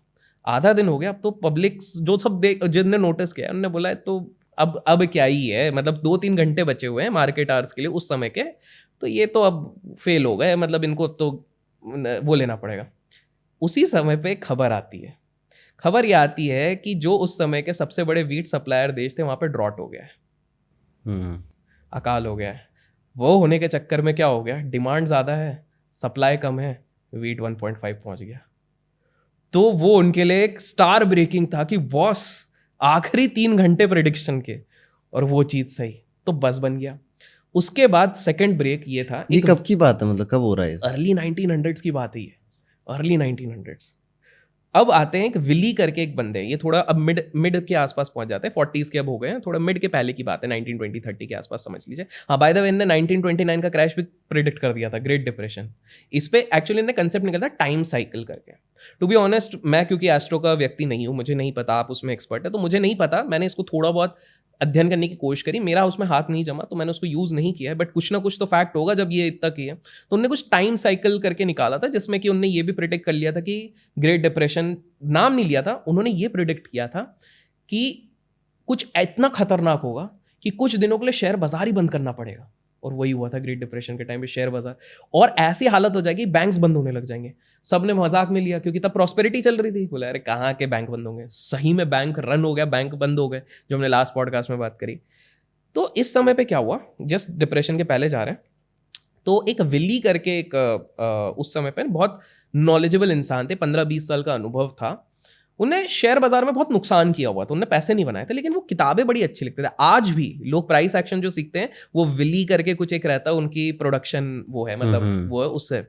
तो उन्होंने बोला बॉस तुम्हारा इंटरव्यू करना है, जैसे हम पॉडकास्ट कर रहे हैं कि भाई किसी को कुछ सीखने मिल जाए, तो उन्होंने बोला यार आपका, तब तो इंटरव्यूज चलते थे, पॉडकास्ट क्या होगा, और वो लिखित वाले इंटरव्यू हो जाते थे, और वो खच वाला फोटो निकलता था वो। तो बोले तुम्हारा ये करना है, और साथ में अगर तुम 1 महीने हमारे साथ ट्रेड भी कर लो, ताकि मैं थोड़ा रिकॉर्ड कर लूँ उस हिसाब से कैसा क्या चला है, तो वो मेरे लिए प्रूफ हो जाएगा। बोला ठीक है यार करते हैं। तो ये गए, और बाय द वे इनकी सबसे बड़ी मिस्टेक भी थी, मैं बताऊंगा क्यों। तो 25 दिन के लिए ट्रेडिंग करी गई है, ठीक है, 25 डेज। उस समय पे कमोडिटी वाला बाजार वीकेंड्स पे भी चलता था, 25 दिन किया। उन ऑथर ने, जो मतलब ये सब किताबें लिखता है, जिनकी प्रोडक्शन हाउस चलती है जिसमें प्राइस एक्शन की किताबें निकलती है, उन्होंने कहा मेरे सामने इस बंदे ने इतने ट्रेड्स लिए, मेरे को एग्जैक्ट ट्रेड्स नहीं पता, 98% की एक्यूरेसी थी, 25 डेज में 1000% का रिटर्न बना है, और उन्होंने ये चीज़ रिकॉर्ड करी है। तो वो बोले भाई ये तो बहुत ही खतरनाक चीज़ है, लेकिन ये इनको लगा मेरी जीवन की सबसे बड़ी गलती थी। क्यों? अभी तक ये सिर्फ ब्रोकर के सर्कल में जाने जाते थे। इसमें याद रखिए, fame always comes at a cost. क्या बात। और इनके साथ यही चीज़ हो गई। जैसे ही नाम फैलने लग गया तो क्रिटिक्स तो आने ही है कि अरे भाई ऐसा हो ही नहीं सकता, इसने कुछ जुआ करा हुआ है, ये ऑथर को पैसे खिला दिए हैं, वो जो ऐसा चलता है हर जगह पे, ये सब बिक गए हैं, तो ये सब चलने लग गया। तो ना थोड़ा इफेक्ट होने लग गया। कोई भी व्यक्ति होगा जिसने अचानक से वो देखा हुआ है, तो उन्होंने एक अपने फ्यूचर में एक चीज़ में बोला भी था, ये वाली चीज़ कि यार मेरे से गलती हो गई, क्योंकि मैं जितना डेट, तो इसलिए उन्होंने उस दिन डिसाइड किया कि यार जिसको जो सोचना है सोचने दो। अब मैं क्या करूंगा, अब मैं अगर अपने पर्सनल अकाउंट में बहुत ज़्यादा ट्रेड्स करूंगा तो कहीं ना कहीं लोगों को पता लग जाएगा। तो उन्होंने उस समय पे क्लाइंट मैनेजमेंट शुरू कर दिया कि भैया बड़े बड़े लोग आए मेरे पास, वो कर गए। और बाकी उन्होंने बोला मेरे को सीखने में बड़ा शौक है, समझने में बड़ा शौक है, तो उन्होंने किताबें लिखी, रिसर्च पेपर लिखे, बहुत सारी किताबें लिख दी उस समय पे। एंड आज भी उनकी कुछ किताबें हैं जो काफ़ी बहुत ज़्यादा फेमस है। मैं नाम याद नहीं कर पा रहा हूँ, बट कुछ काफ़ी फेमस है जो लोग पढ़ने के, डिकोड करने की कोशिश करते हैं। ऐसा माना जाता है उन्होंने प्रिडिक्शन अभी तक की करके रखी हुई थी उसमें, इतनी ज़्यादा। तो ये था। लेकिन मेरे इसमें एक सवाल है, मतलब आप बिकॉज इसमें ज़्यादा एक्सपर्ट रहेंगे, सही में इस तरह का प्रिडिक्शन किया जा सकता है? I mean, मैं क्यों बता रहा हूँ, मैं एक बताता हूँ। मेरा एक दोस्त था, 2020 का जो कोरोना का क्राइसिस आया, जस्ट दिसंबर की बात है, 2019 दिसंबर की बात है, वो एस्ट्रो और गैन और टाइम साइकिल, ये तीनों में वो पूरे तरीके से घुसा हुआ था। और मैं सच बताऊं तो मैं मजाक बनाता था उसका कि अरे तुम कहाँ इन सब में लगे हो, नॉर्मल देखो। उसने बोला अभिषेक कुछ पैसे मत लगाओ, क्योंकि 3-4 महीने में ना बहुत खतरनाक गिरने वाला है, आधा तो होना ही है, मिनिमम आधा होना है। मैं बोला अरे 12,000 11-12,000 पे चल रहा है, निफ्टी चल रहा है, कहाँ 7,000 6,000 आएगा? तो बोला अरे पक्का आएगा। तो मैंने बोला ठीक है। तो मैं संभल गया था, मैंने ज़्यादा नहीं लगाया। हैरानी की बात है, सही में कोरोना तो किसी ने सोचा नहीं था। तो आपको लगता है ये सारी चीज़ें सही में ऐसी होती होंगी? और एक छोटी सी चीज़ ऐड कर रहा हूँ, सॉरी मैं थोड़ा बड़ा बोल रहा हूँ, मैं इसलिए कह रहा हूँ क्योंकि आपने मुझे ना एक मेल पे आज से कुछ दिन पहले एक चीज़ भेजी थी, मैं नाम भूल जा रहा हूँ उसका, फॉर्च्यून रिपोर्ट। तो फॉर्च्यून रिपोर्ट जब मैं देख रहा था तो मुझे उसकी भी एक्यूरेसी पे, क्योंकि मैं रिलेट कर रहा था ना कि यार ये क्या चीज़ है, हाँ यार ये इसमें से काफ़ी सारी चीज़ें तो मैच हो रही है। तो मैं आपका ओपिनियन जानना चाहता हूँ कि ये सारी चीज़ें सही में हो सकती हैं क्या? ज्योतिष में स्पेशली आपका जो 5th हाउस होता है उससे देखा जाता है कि आप शेयर मार्केट के लिए कितने लकी हो। जैसे पूछते हैं ना लोग, मैं कर सकता हूँ या नहीं कर सकता हूँ, तो अगर आपका 5th हाउस लॉर्ड स्ट्रांग है या एक अच्छे बेनिफिक कंजंक्शन के साथ बैठा है तो आप अच्छा कर सकते हो। मुझे शेयर मार्केट की ज्ञान नहीं, मुझे ट्रेडिंग आती नहीं है, और इसलिए मैं इस पर अभी एक्सपर्ट नहीं हूँ इस बारे में बोलने के लिए। फॉर्च्यून रिपोर्ट की जो आप बात कर रहे हो उस पर मैं बोल सकता हूँ, ठीक है। मैंने आपकी फॉर्च्यून रिपोर्ट बनाई थी ताकि आप आने वाले थे, तो एज अ गेस्ट मैं आपको देना चाहता था। Fortune report one of its kind report है, ठीक है, और ये हमने इन हाउस बैठ के मैंने बनाई है, ठीक है। मतलब इसमें जितने अक्षर आप देखोगे वो सारे के सारे मेरे द्वारा लिखे गए हैं और मेरे स्टूडेंट्स के द्वारा भी लिखे गए हैं। तो इसकी एक्यूरेसी अभी तक जितनी भी रिपोर्ट्स अवेलेबल हैं प्रिडिक्शन वाइज उसमें सबसे ज़्यादा है, और अभी जस्ट हमने लॉन्च ही की है तो आपको मिली है। और आप में से अगर किसी को चाहिए तो हम डिस्क्रिप्शन में लिंक दे देंगे, आप लोग भी अपनी फॉर्च्यून रिपोर्ट देख सकते हैं। बिल्कुल बिल्कुल। हमने एस्ट्रो वास्तु की बातें करी, अभिषेक जी थोड़ा सा वापस चलते हैं, कुछ कैरेक्टर्स की कहानियां सुनते हैं जिनके नाम हमको पता हैं। हमने शुरुआत करी आज धीरू भाई अंबानी से, ठीक है। मैंने एक पॉडकास्ट में कहा भी था कि धीरू भाई अंबानी जी की फैमिली में ना कॉन्स्पिरेसी चल रही है, कॉन्स्पिरेसी ऑफ नंबर 1। इनकी फैमिली में अगर आप देखोगे तो जो भी व्यक्ति बॉर्न हो रहा है वो 1 तारीख से इन्फ्लुएंस है। धीरू भाई अंबानी एक मूलांक वाले, मूलांक मतलब आपकी डेट, आप जिस डेट को पैदा हुए उसको ऐड करो तो आपको मूलांक हो जाता है। वो 1 के थे, उनके बड़े बेटे वो भी 1 के, उनकी वाइफ वो भी 1 की, उनके बेटे भी 1 के, उन जिनसे से वाइफ उनके बेटों यानी अंबानी जी के जो पोते हैं उनकी जिनसे शादी हो रही उनका डेस्टिनी नंबर भी 1, और अभी उनका जो परपोता आया पृथ्वी अंबानी वो भी 1। तो ये 1 को बहुत फॉलो करते हैं, ठीक है। एक 1 नंबर से अंबानी को बड़ा प्यार है, एक नंबर 9 से बहुत प्यार है। तो इनका जैसे जियो अब इनका चल रहा है, जियो को इन्होंने अभी अलग भी किया तो वो भी 9 पे ऐड होता है। सो 1 और 9 स्ट्रेंथ का नंबर, सूर्य और मंगल का नंबर होता है, तो ये ऐसे फॉलो करते हैं। धीरू भाई अंबानी जी की मैं बात कर रहा हूँ आपसे, तो इनके बेटों में क्लैश हो गया। अगर मुझे लगता है क्लैश नहीं होता तो शायद आज ये दोनों भाई मिलके बड़ी धूम मचा रहे होते। बिल्कुल। तो इसके छोटे भाई का किस्सा मैं आपको बताता हूँ। सीन क्या हुआ था, छोटे भाई का नाम गेस कर लो यार, इतना तो कर ही सकते हैं शायद, क्या लगता है कर लेंगे? कर लेंगे। चलिए, छोटे भाई का पहले तो रुतबा बता दें जिन लोगों को नहीं पता, क्योंकि सबको जो मतलब ना 17-18 के बाद आए होंगे जो या यूट्यूब कंज्यूम कर रहे हैं, उनको ये लगता होगा कि यार ये बंदा तो बैंकरप्टी हो गया, ठीक है। लेकिन सच्चाई बताता हूँ, आज से ठीक 12 साल पहले ले चलिए, 12 साल पहले की अगर मैं बात करूँ तो इस व्यक्ति के पास मतलब ऑफिस जाना रहता था इनको, रास्ते में बड़ा ट्रैफिक रहता, मुंबई तो आपको पता ही है। तो उसके लिए हेलीकॉप्टर खरीद लिया था कि भैया ऑफिस जाएंगे हेलीकॉप्टर में जाएंगे, हवा में, कोई ट्रैफिक नहीं है, चिड़िया आएंगी बाय बाय कर देंगे। फिर बीवी का बर्थडे है, आप क्या देंगे अपनी बीवी को बर्थडे पे बताइए? नेकलेस, डायमंड रिंग, ये वैसे मेरी शादी नहीं हुई है। प्रपोजल आ सकते हैं नीचे। तो ये देंगे। वो बोले सोचे करे क्या एक 400 करोड़ की एक बोट गिफ्ट कर दी। ओह, मतलब इस तरह के, मैं कंटेक्स्ट बता रहा हूँ। दोस्त आपके, हम सब दोस्त यार जैसे होंगे, उनके दोस्त यार रहते थे उस समय के बॉलीवुड के सुपरस्टार, पॉलिटिक्स के सुपरस्टार, इस तरह से। ये उनका पीक है basically. Every person knows who is he. पहले शुरुआत इसकी ऐसी होती है कि धीरू भाई जी जब तक थे तब तक उनको कभी ये सोचना नहीं पड़ा था कि अगर मेरे को कल को कुछ हो गया तो ये वेल्थ किसके पास जाएगी, कैसे डिस्ट्रीब्यूट होगा, मेरे बच्चों में कैसे डिवाइड होगा। बिकॉज उनको ये लगता था, जैसे हम सबको कभी ना कभी लगता है कि अभी तो समय है, लेकिन देखिए समय ऐसा बलवान है और लाइफ इज सो अनप्रिडिक्टेबल कि आप कुछ नहीं कह सकते। दुर्भाग्यवश उनको पहले जो उनका पैरालिटिक अटैक हुआ और फिर हार्ट अटैक और उसके बाद दुर्भाग्यवश उनकी मृत्यु हो गई। तो एक असमंजस की स्थिति बन गई कि इस वेल्थ का डिस्ट्रीब्यूशन कैसा होगा। उस समय पर चेयरमैन बन गए बड़े भाई और वाइस चेयरमैन बन गए छोटे भाई की। चलो ठीक है, बड़ा भाई टेक्निकली जो सूटेबल रहता है उस हिसाब से। लेकिन तब से ही थोड़ी अनबन बनने लग गई थी, बिकॉज दोनों का नेचर अलग है। बड़ा भाई इंट्रोवर्ट है, फोकस्ड है, डिटेलिंग वाले हैं। छोटा भाई फ्लेम्बॉयंट है, मिलो, सोशल रहो। मतलब जैसे एक पार्टी में होगा, आप अगर बड़े भाई हो, मैं छोटे भाई हूँ, तो मेरे को हर कोई जान जाएगा। लेकिन आप अपने कोने में आराम से अपना जूस पी रहे हो, विस्की पी रहे हो, जो भी पी रहे हो, आपको जो भी पसंद है उस हिसाब से। तो वो वाला सीन था। तो ऑब्वियस सी बात है वो क्लैशेस होने थे। तो ये अर्ली 2000 से ये चीज़ होने लग गई थी और बहुत ज़्यादा बढ़ रही थी। इतनी ज़्यादा बढ़ने लग गई थी कि कंपनी के डिसीजंस होते थे, दोनों ने एक समय पर डिसाइड कर लिया कि हम बताने ही नहीं वाले हम क्या पास कर रहे हैं। तो आप बोल रहे हो कि भैया इसके दाम बढ़ा दो, ये पीछे से बोल रहे हैं इसके दाम घटा दो, तो नीचे वाले एम्प्लॉयज भी तो कंफ्यूज होंगे कि भाई दो डायरेक्शन मिल रहे हैं और दोनों बड़े पद पे बैठे हुए हैं। तो घर तक ये बात पहुंच रही थी। तो इनकी जो माता जी थी कोकिला बहन, वो कोशिश कर रही थी किसी तरह ये चीज़ें सॉर्ट आउट हो जाए। और अगर सॉर्ट आउट हो जाती, आज जैसे हम रॉथस्चाइल्ड और कार्निगे और वेंडरबिल्ट्स और रॉकफेलर की बात करते हैं ना, तो हम बात करते हैं अंबानी फैमिली की। ये चीज़ थी। तो माता जी ने कोशिश करी इंटरनल इस चीज़ को, कॉन्फ्लिक्ट को रिजॉल्व करने के लिए, नहीं हो रही थी। फाइनली 2005 या 6 के आसपास डिसाइड हुआ ऑफिशियली बंटवारा किया जाए। अब इसमें क्या हो गया कि बड़े भाई को मिल गया main company, flagship company Reliance, जिसमें कि पेट्रोकेमिकल का धंधा था जो ऑलरेडी प्रॉफिट कमा रहा था। छोटा भाई, मैंने बताया नेचर कैसा फ्लेम्बॉयंट है, दिखावे वाला, उसने बोला मैं नए जमाने की नई कंपनी लूंगा। तो उसने 3 सबसे बड़ी फ्लैगशिप कंपनी ली। एक कैपिटल, रिलायंस कैपिटल, दूसरी थी आपकी आरकॉम, तीसरी थी आर पावर। इस समय पे टेलीफोन कम्युनिकेशन पे रिलायंस वॉज द लीडर। कोई आस पास नहीं दिख रहा, बिकॉज 3G पे इन्होंने तगड़ा वाला निवेश किया, हर जगह नाम चल रहा है। यहां पर बड़ा भाई छोटे छोटे काम कर करके अपना आराम से ही कर रहा है। बड़ा भाई धीरे धीरे करके अपना एम्पायर बड़ा करने की कोशिश कर रहा है। छोटा भाई हर जगह शोर शराबा करके, जिस दिन डिवीजन हुआ उसके 3 दिन बाद तो उन्होंने 1000 करोड़ के प्रोजेक्ट्स का अनाउंसमेंट कर दिया कि मैं ये कर रहा हूँ, वो कर रहा हूँ, ये कर रहा हूँ। और ये चीज़ काम भी कर रही थी।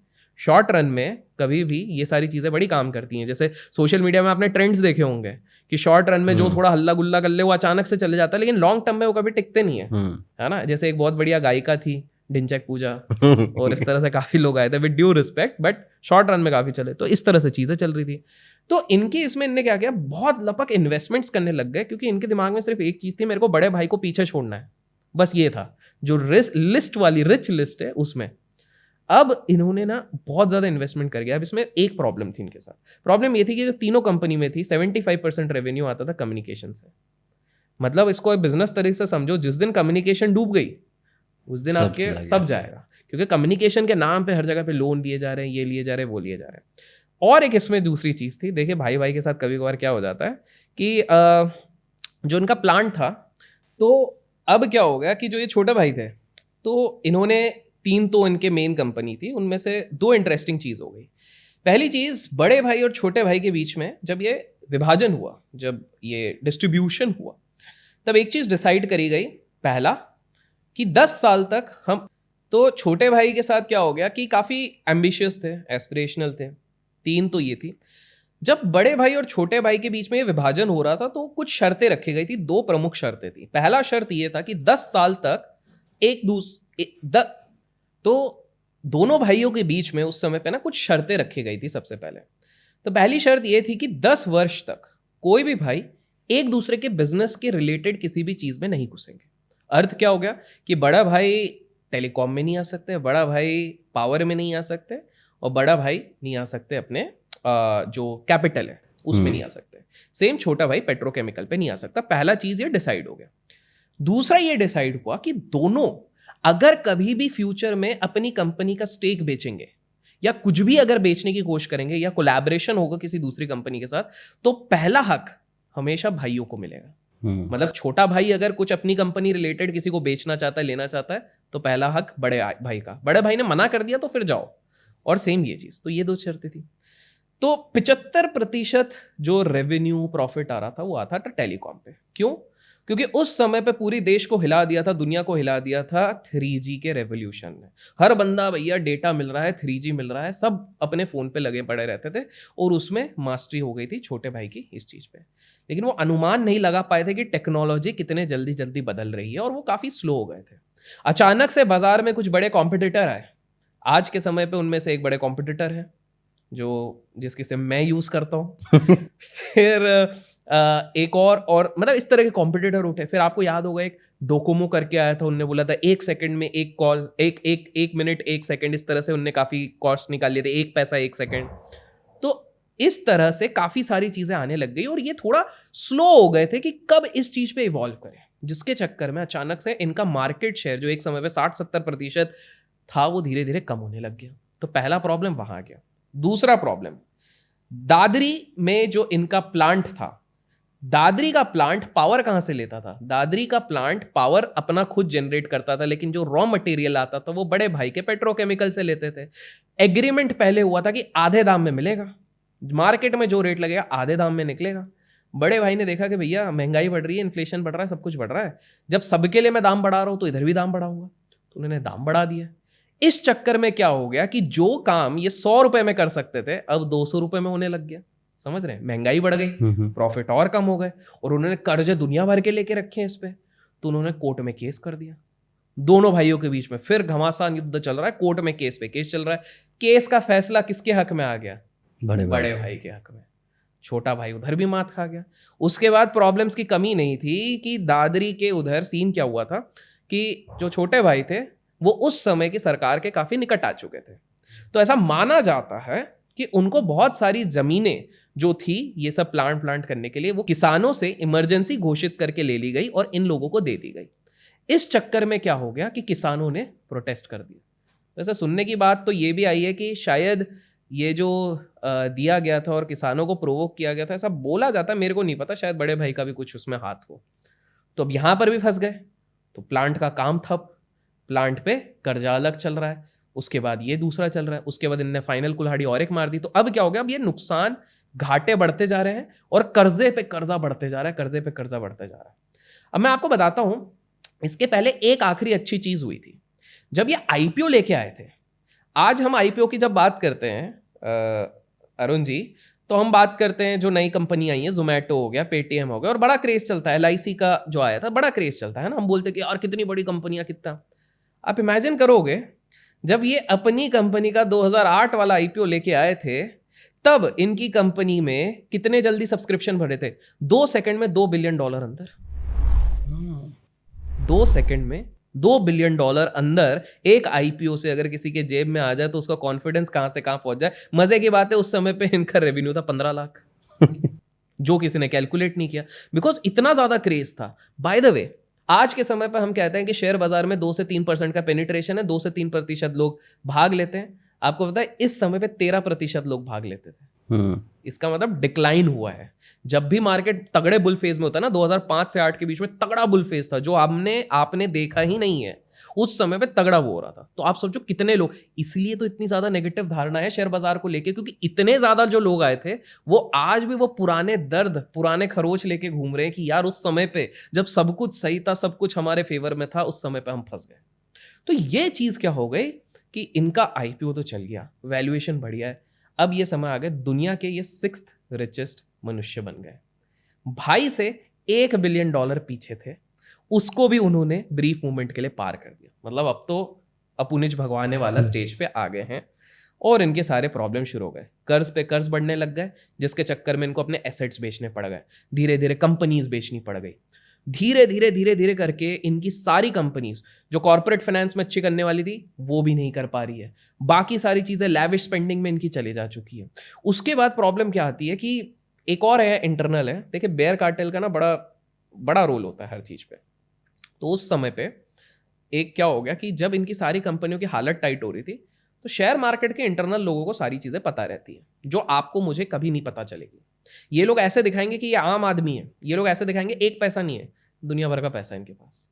तो उनमें से एक बंदा था जिसको SB बोलते हैं, कमेंट्स में लोग गेस कर लेंगे, नहीं कर पाएंगे, मतलब मुझे नहीं लगता नहीं कर पाएंगे, उसको प्यार से SB बोलते हैं। तो मैं B का फुल फॉर्म बता देता हूँ, चलिए फिर देखते हैं, फिर भी नहीं कर पाएंगे। बोबड़ा, बोबड़ा, ठीक है, नहीं कर पाएंगे क्योंकि वो उनका असली नाम नहीं है, लेकिन उनको सारा सर्कल पे वो बुलाते हैं। तो ये बंदा देख रहा है, ये इस समय का मनु मानिक है। वो देख रहा है अच्छा बेटा, मतलब ये कंपनी के ऐसे ही लगने वाले हैं।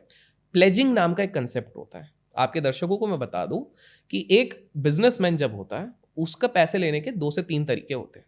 पहला तरीका होता है वो लोन लेगा और अपने बिजनेस को बढ़ाएगा। दूसरा तरीका वो ये होता है कि वो मार्केट से पैसा उठाएगा आईपीओ लाके अपने शेयर्स को फ्लोट करके।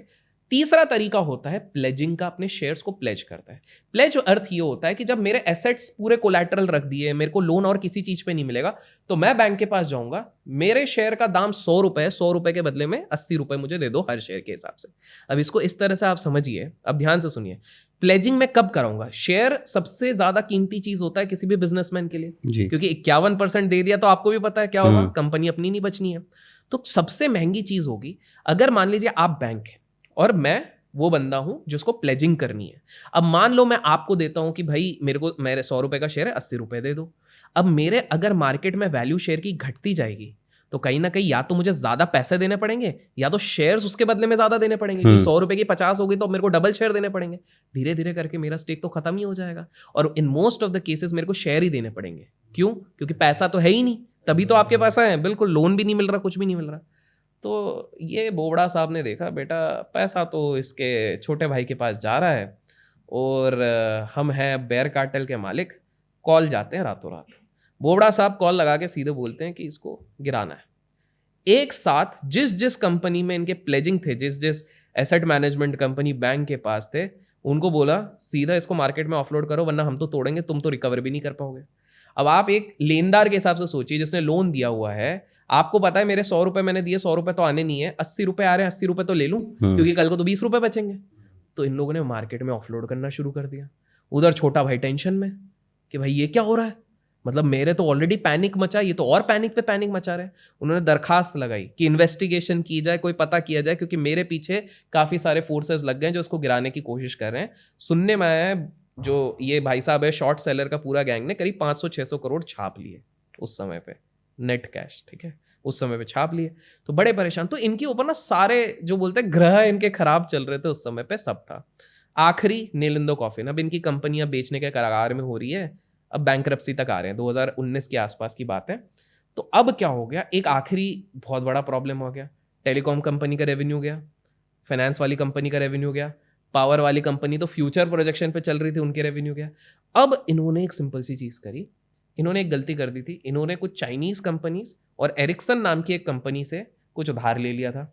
एरिक्सन कंपनी ने सीधे बोल दिया 1 महीने के अंदर अगर 550 करोड़ नहीं दिए तुमको 3 महीने की जेल होगी, 3 महीने की जेल।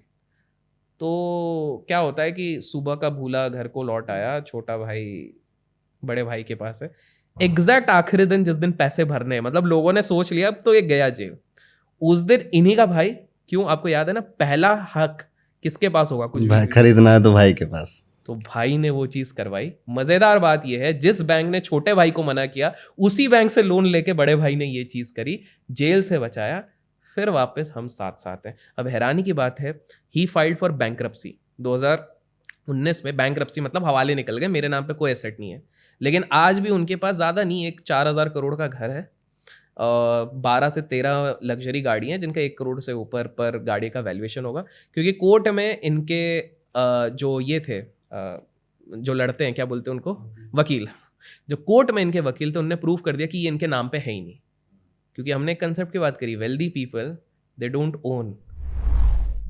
ये था बड़ा the fall of this thing. आपने बीच बीच में रॉकफेलर, ब्लैक रॉक बड़े नाम लिए, इनके क्या कहानियां हैं? अच्छा, दुनिया को कौन चलाता है? लास्ट टाइम हमने बात करी थी गॉड, हमने बात करी थी। पूरे फाइनेंशियल मार्केट, पूरे बिजनेस मार्केट, पूरे सरकार को केवल एक व्यक्ति, एक कंपनी चलाती है जिसका नाम है ब्लैक रॉक। उदाहरण देते हैं, भारत की इकोनॉमी है $3 ट्रिलियन की, भारत की इकोनॉमी है $3 ट्रिलियन की, ब्लैक रॉक एसेट मैनेज करती है $9.4 ट्रिलियन। देश से भी ज्यादा। अमेरिका की 50% से ज्यादा कंपनी में स्टेक है ब्लैक रॉक का। भारत की 45 टॉप कंपनीज, चाहे आप HDFC बोलो, रिलायंस बोलो, इन्फोसिस बोलो, सारी टॉप कंपनी का ओनिंग स्टेक इनके पास है। अगर आप बात करें pre war era, Russia Ukraine के GDP सब कुछ मिला दो तो भी उससे ज्यादा एसेट इनके पास है। ये तो वाइट में $9.4 ट्रिलियन है, बाकी कहते हैं कि इनके पास जो अंधा पैसा कहते हैं वो है। ये कंपनी, आप आज के समय पे कोई भी बड़ी चीज कर रहे हो, छोटी चीज कर रहे हो, हर चीज पे इसका कंट्रोल है। आप अगर बर्गर खाते हो, इनका स्टेक है मैकडॉनल्ड्स में। आप कोल्ड ड्रिंक पीते हो, कोक में इनका स्टेक है। हम मोबाइल यूज कर रहे हैं, एप्पल में इनका स्टेक है। ये एक सर्कुलर ओनरशिप करती है, एप्पल में इनका स्टेक है, एप्पल इनमें स्टेक लेता है। ऑडिटर भी यही बनते हैं, कंसल्टेंट भी यही बनते हैं, ब्रोकर भी यही बनते हैं, मीडिया हाउसेस दुनिया की 90% ये कंट्रोल करते हैं। तो आप बोलोगे जब इतने बड़े हैं तो इनके बारे में ज्यादा मीडिया हाउसेस में क्यों नहीं आती? मैंने आंसर आपको दे दिया है। 90% मीडिया हाउसेस को कंट्रोल करती है एक कंपनी ब्लैक रॉक, और इसलिए मीडिया में क्या आना चाहिए क्या नहीं आना चाहिए इनको बिल्कुल अच्छे से पता है। इनको पता है कि जब भी मीडिया में कोई चीज ज्यादा उछकेगी, लोग 10 बातें करेंगे, हम अपने आप को एक्सपोज नहीं करना चाहते, इसलिए वो शांति से बैठते। लेकिन इसमें एक छोटी सी कहानी है। इनका जो ओनर थे, ओनर है लैरी करके उनका नाम है, तो इनकी बड़ा बढ़िया किस्सा था। कॉलेज से पास हुए, उसके बाद विदेश में इन्वेस्टमेंट बैंकिंग का बड़ा क्रेज चला था कि हमको इन्वेस्टमेंट बैंकिंग में काम करना है। पहली कंपनी में गए, वहां पर पहले ही साल में $1 बिलियन कमा के दे दिया कंपनी को। कंपनी बोले तो यार क्या एम्प्लॉय मिला है, प्रमोशन पे प्रमोशन, बोनस पे बोनस, पूरी दुनिया खुश। लेकिन इस दुनिया का एक दस्तूर है अरुण जी, आप जब तक 10 अच्छी चीजें करोगे पूरी दुनिया आपकी वाहवाही करेगी। एक गलत चीज कर दो या एक आपकी कोई चीज किसी को बुरी लग जाए, आप अचानक से सबसे बड़े विलेन। और सेम चीज इनके साथ हो गई। एक इंटरेस्ट रेट के हिसाब से ये अपना कैलकुलेशन कर रहे थे जो उनका गलत निकल गया, जिसके कारण कंपनी को $1 बिलियन का नुकसान हुआ। अभी तक भी कंपनी इनके काम के कारण प्रॉफिट है, लेकिन $1 बिलियन का अब कुछ साल बाद ये हो गया। कंपनी ने 10-11 साल देने के बाद भी इस बंदे को निकाल दिया, बोले तुम किसी काम का नहीं। तो इन्होंने ईगो पे ले लिया कि यार ऐसे कैसे हो सकता है कि जिस कंपनी के लिए मैंने अपना पूरा लाइफ में देने को तैयार था, इतना अच्छा कर रहा था, एक गलती के कारण, जबकि टोटल लॉस में नहीं है, हम टोटल प्रॉफिट में है, नेट प्रॉफिट में है, लेकिन वो एक गलती के कारण ये कैसे कर दिया गया। इस चक्कर में क्या किया गया, उन्होंने बोला मैं अपना खुद का कुछ करूंगा। एक पार्टनरशिप के साथ मिलके ब्लैक रॉक की पूरी स्थापना करी गई, बहुत जल्दी क्लाइंट्स मिले। और ब्लैक रॉक की एक इंटरेस्टिंग किस्सा बताता हूँ आपको, आप भी जान के हैरान हो जाओगे। मतलब शेयर बाजार के लोगों को लगता है शेयर बाजार के लोग चलाते होंगे, FII ठीक है चलाते हैं, उसमें कोई नहीं है, चलाता तो ब्लैक रॉक है। कैसे, मैं बताता हूँ। ब्लैक रॉक का एक बहुत बढ़िया सॉफ्टवेयर होता है, उसको कहते हैं अलादीन। अलादीन आपका दिन में 2000 डेटा पॉइंट हर दिन एनालाइज करता है, क्योंकि उसमें 5000 कंप्यूटर सिर्फ एक ही काम करते हैं, ये 2000 पॉइंट्स को एनालाइज करने के लिए। और इसका दाम भी बड़ा दिलचस्प है। आप बोलोगे कि यार ये अलादीन तो इतने सारे पॉइंट्स कर रहा है, ये ना बिल्कुल मतलब जैसे एस्ट्रो में आप प्रिडिक्शन करते हो, ये डेटा पॉइंट्स के बेसिस पे सारी चीजें प्रिडिक्ट करता है, और सिर्फ सेट लोगों के पास है। अगर आज अरुण जी कहते हैं कि इनको अपने घर पे इंस्टॉल करना अलादीन, कि भैया अब तो मेरे को अलादीन चिराग मिल गया तो उनको केवल 8 करोड़ रुपए देने इंस्टॉल करने के। और उसके बाद इसका एनुअल मेंबरशिप अगर मैं बताऊं तो जेपी मॉर्गन ने लास्ट ईयर 45 करोड़ ओनली दिया हुआ है। तो आप हर साल 45 करोड़ प्लस 8 करोड़ का इंस्टॉलेशन दीजिए, आपके पास भी अलादीन आ जाएगा। तो ये जो सबसे बड़े बड़े लोग हैं जो इस पूरी दुनिया को चला रहे हैं, दुनिया में कह रहा हूं मैं सच टेक्निकल टर्म्स में, वो उनमें से ब्लैक रॉक एक है। ब्लैक रॉक का या अलादीन सिर्फ, अब आप सोच लो ना यार 50-60 करोड़ का अगर सिर्फ सॉफ्टवेयर ही रखना है तो उसके लिए कैसा इंफ्रास्ट्रक्चर, कितनी सिक्योरिटी, तो अलग खर्चे और अलग है। तो वो किस तरह के लोग रहते हैं। तो ब्लैक रॉक एक ऐसी कंपनी है जो पूरी दुनिया पूरे उसको चलाती है। इनफैक्ट ये माना जाता है कि हमारे दुनिया में जितने क्रैशेस आते हैं वो खुद ब्लैक रॉक लाके आती है। स्टेक तो पूरी दुनिया में है इसका। और सारे क्रैशेस से बचाने के लिए पहले सबसे पहले फेड और यूएस की गवर्नमेंट जाती भी इन्हीं के पास है, भाई साहब बचा लो। बनाते ये वो वायरस, एंटीवायरस कंपनीज की एक खास बात है ना, वायरस खुद बनाते हैं और उसके बाद एंटीवायरस बना के बेचते हैं। सेम चीज है। माना जाता है right from the late 90s 2000 से पकड़ लो जितने क्रैशेस हुए इन्होंने बनाए, क्रैशेस बचाए भी। शायद जिस कंपनी में ये काम करते थे उसका नाम भी ऐसे ही कुछ था, स्टोन ब्लैक। हाँ, स्टोन ब्लैक, हाँ। सो फिर उसी का नाम करके तो वो हाँ, मतलब उस तरह से फिर मिक्स करके, इनफैक्ट वो जिस बंदे के साथ भी ज्वाइन किए उसकी कंपनी में भी इसी तरह सा कुछ एक नाम था। हाँ, फिर वहां से उन लोगों ने हाथ तो नाम मतलब बदला नहीं, उन्होंने कहा कि इसी को पिछाड़ना है मुझे। बिल्कुल, तो ये ईगो से शुरुआत हुई थी। एक तो वो था, और ऐसा एक थ्योरी कहा जाता है क्योंकि वो दिखाना चाहते थे कि काले पत्थर से भी डायमंड जो निकलता है, तो वो उस हिसाब से वो दिखाना चाहते थे। मैं एक जगह पे पढ़ रहा था कि इनकी दुनिया की सबसे बड़ी इन्फ्लुएंशियल, चाहे रशिया लो, यूक्रेन लो, इंडिया लो, कहीं के भी लो, इनके पास करीब 450 कंपनीज का ऐसा पोर्टफोलियो जहां पर इनके पास मेजर स्टेक्स है। तो आप सोचो कि मीडिया इनके हाथ में है, सारी चीजें इनके हाथ में है। They are the ones who are controlling the entire economies. Must be very intelligent person जो उनकी है, लैरी जिनका नाम आपने लिया। तो क्या ऐसा होता है कि मतलब कि अगर आप बहुत इंटेलिजेंट है तो स्टॉक मार्केट में बहुत तूफान मचा देंगे? इस पे भी एक किस्सा अगर आप अनुमति दें। शेयर बाजार में इंटेलिजेंस इनवर्सली कोरिलेटेड है आपकी सक्सेस से। मैं बताता हूँ, ये बात होगी अर्ली 2000s की। Nobel prize economist, Nobel prize तो आप बोलेंगे ना यार बहुत बड़े बड़े ज्ञानी लोग होंगे, ऐसे थोड़ी मिलेगा, वरना होता तो हम लोगों को भी मिल जाता, हो सकता है आगे मिल जाए। But Nobel prize Wall Street के सबसे बड़े traders, Harvard, Stanford, LBS, London business school के सबसे बड़े टॉपर्स, ये आके एक कंपनी फॉर्म करते हैं।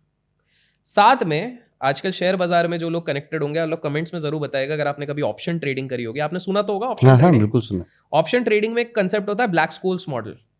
ये इसने नींव रखी थी, ब्लैक स्कोल मॉडल नींव रखी थी कि ऑप्शन के प्राइस कैसे कैलकुलेट होते हैं। तो जिसने ब्लैक स्कोल मॉडल की खोज करी थी वो भी इनकी टीम के पार्ट थे, आप समझो।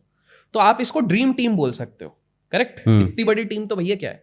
100 साल के डेटा पे इनने रिसर्च करा और इन्होंने बोला हमने मार्केट क्रैक कर लिया। इन्होंने एक कंसेप्ट निकाला था जिसको आज के समय में कहते हैं आर्बिट्राज। हल्के से बता दूं, आज हमारे इधर भारत में 2 एक्सचेंज अगर मेन बोले, बीएससी और एनएससी। आज तो कंप्यूटराइज सिस्टम हो गया, तो बीएससी में अगर इन्फोसिस लेट्स से 1000 रुपए का है तो एनएससी में भी 1000.2 का होगा। पहले जब डिजिटलाइजेशन नहीं था तो प्राइस में बड़ा डिफरेंस होता था। यहां पर इन्फोसिस बीएससी में 1000 का होगा तो एनएससी में 1010 का होगा। तो बहुत सारे लोग बोलते बोले हमको प्राइस से मतलब ही नहीं है। वो बीएससी में 1000 पे उठाते थे और एनएससी पे 1010 पे बेचते थे। वो 10 रुपए का जो डिफरेंस था वो उनका नेट प्रॉफिट निकाल के निकल जाते थे। आज वो चीज हट गई है, लेकिन आर्बिट्राज आप समझ रहे, 2 अलग एसेट क्लास या 2 अलग जगह से ले दे के बेचना। तो ये आर्बिट्राज करेंसीज पे चलाते थे। तो इन्होंने अपनी एक थ्योरी निकाली, 100 साल का एक बहुत बड़ा बैक टेस्ट और रिसर्च किया, और उन्होंने निकाला कि जब एक करेंसी ऊपर जाती है ये वाली, तो ये वाली करेंसी नीचे जाती है, ये वाली करेंसी ऊपर जाती है। जैसे हम यूएस डॉलर और आईएनआर का करते हैं, रुपीज का करते हैं, वैसा उन्होंने निकाला। तो इनकी पूरी थ्योरी में आज तक हमेशा से हुआ है कि इनवर्स कोरिलेशन के इन्होंने कुछ पैटर्न्स निकाल लिए। तो इन्होंने रूबल मतलब हमारा रशिया का, अरे बता ही दिया आपने, ठीक है। तो रशिया का जो रूबल हो गया, रूबल और उसका कोरिलेशन निकाला थाई और इन सब के साथ, भट्ट के साथ। तो सब कुछ बढ़िया चल रहा था, पैसे पे पैसे आ रहा है क्योंकि इतनी ज्ञानी टीम होगी, कौन पैसा नहीं देगा। अब एक कंसेप्ट होता है हेज फंड।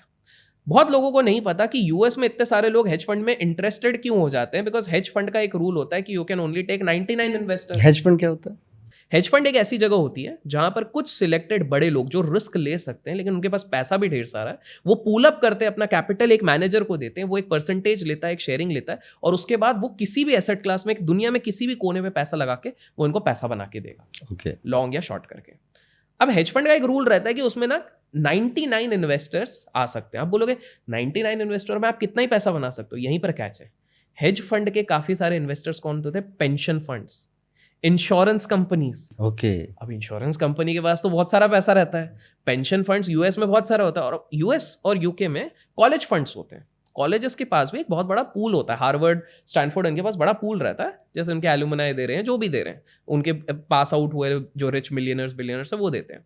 तो 99 इनके ऐसे हो जाते थे, तो उनका एक एक बंदा मान के चल लो $1 बिलियन आ रहा है, $2 बिलियन आ रहा है, तो वो बड़ा बड़ा एसेट। उस समय की सबसे लार्जेस्ट कंपनी थी जो ये सारी चीजें मैनेज कर रही थी। अब सीन इस तरह से होता है कि ये लोग मैनेज कर रहे हैं, हर साल 45% का रिटर्न कंपाउंडिंग बन रहा है। इतने बड़े पैसे पे क्यों बन रहा है? क्योंकि ये 100x का लेवरेज ले रहे हैं, क्योंकि इनको तो पूरा कॉन्फिडेंस है ना, हमने जो देखा है वो तो बिल्कुल सही चल रहा है।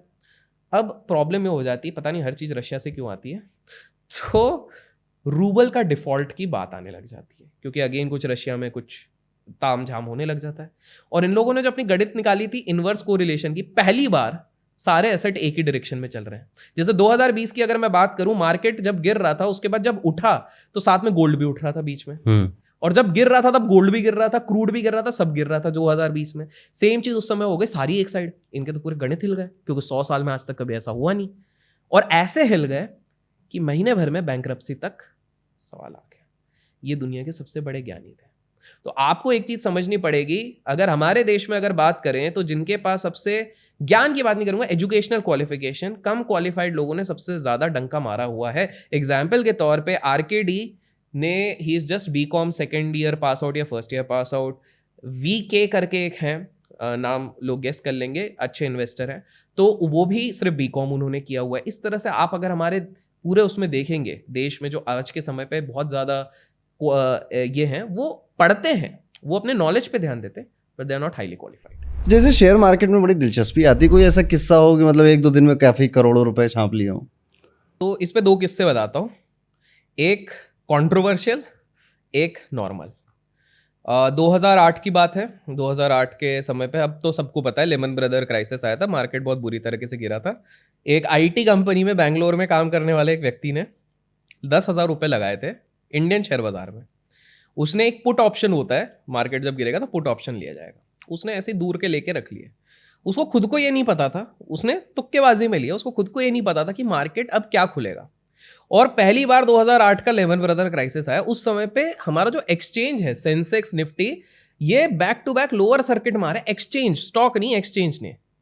और अगले बार जब उसने खोला इस पूरे एपिसोड के बाद, तब उसको देखा कि उसके अकाउंट में 1 करोड़ रुपए हो गए।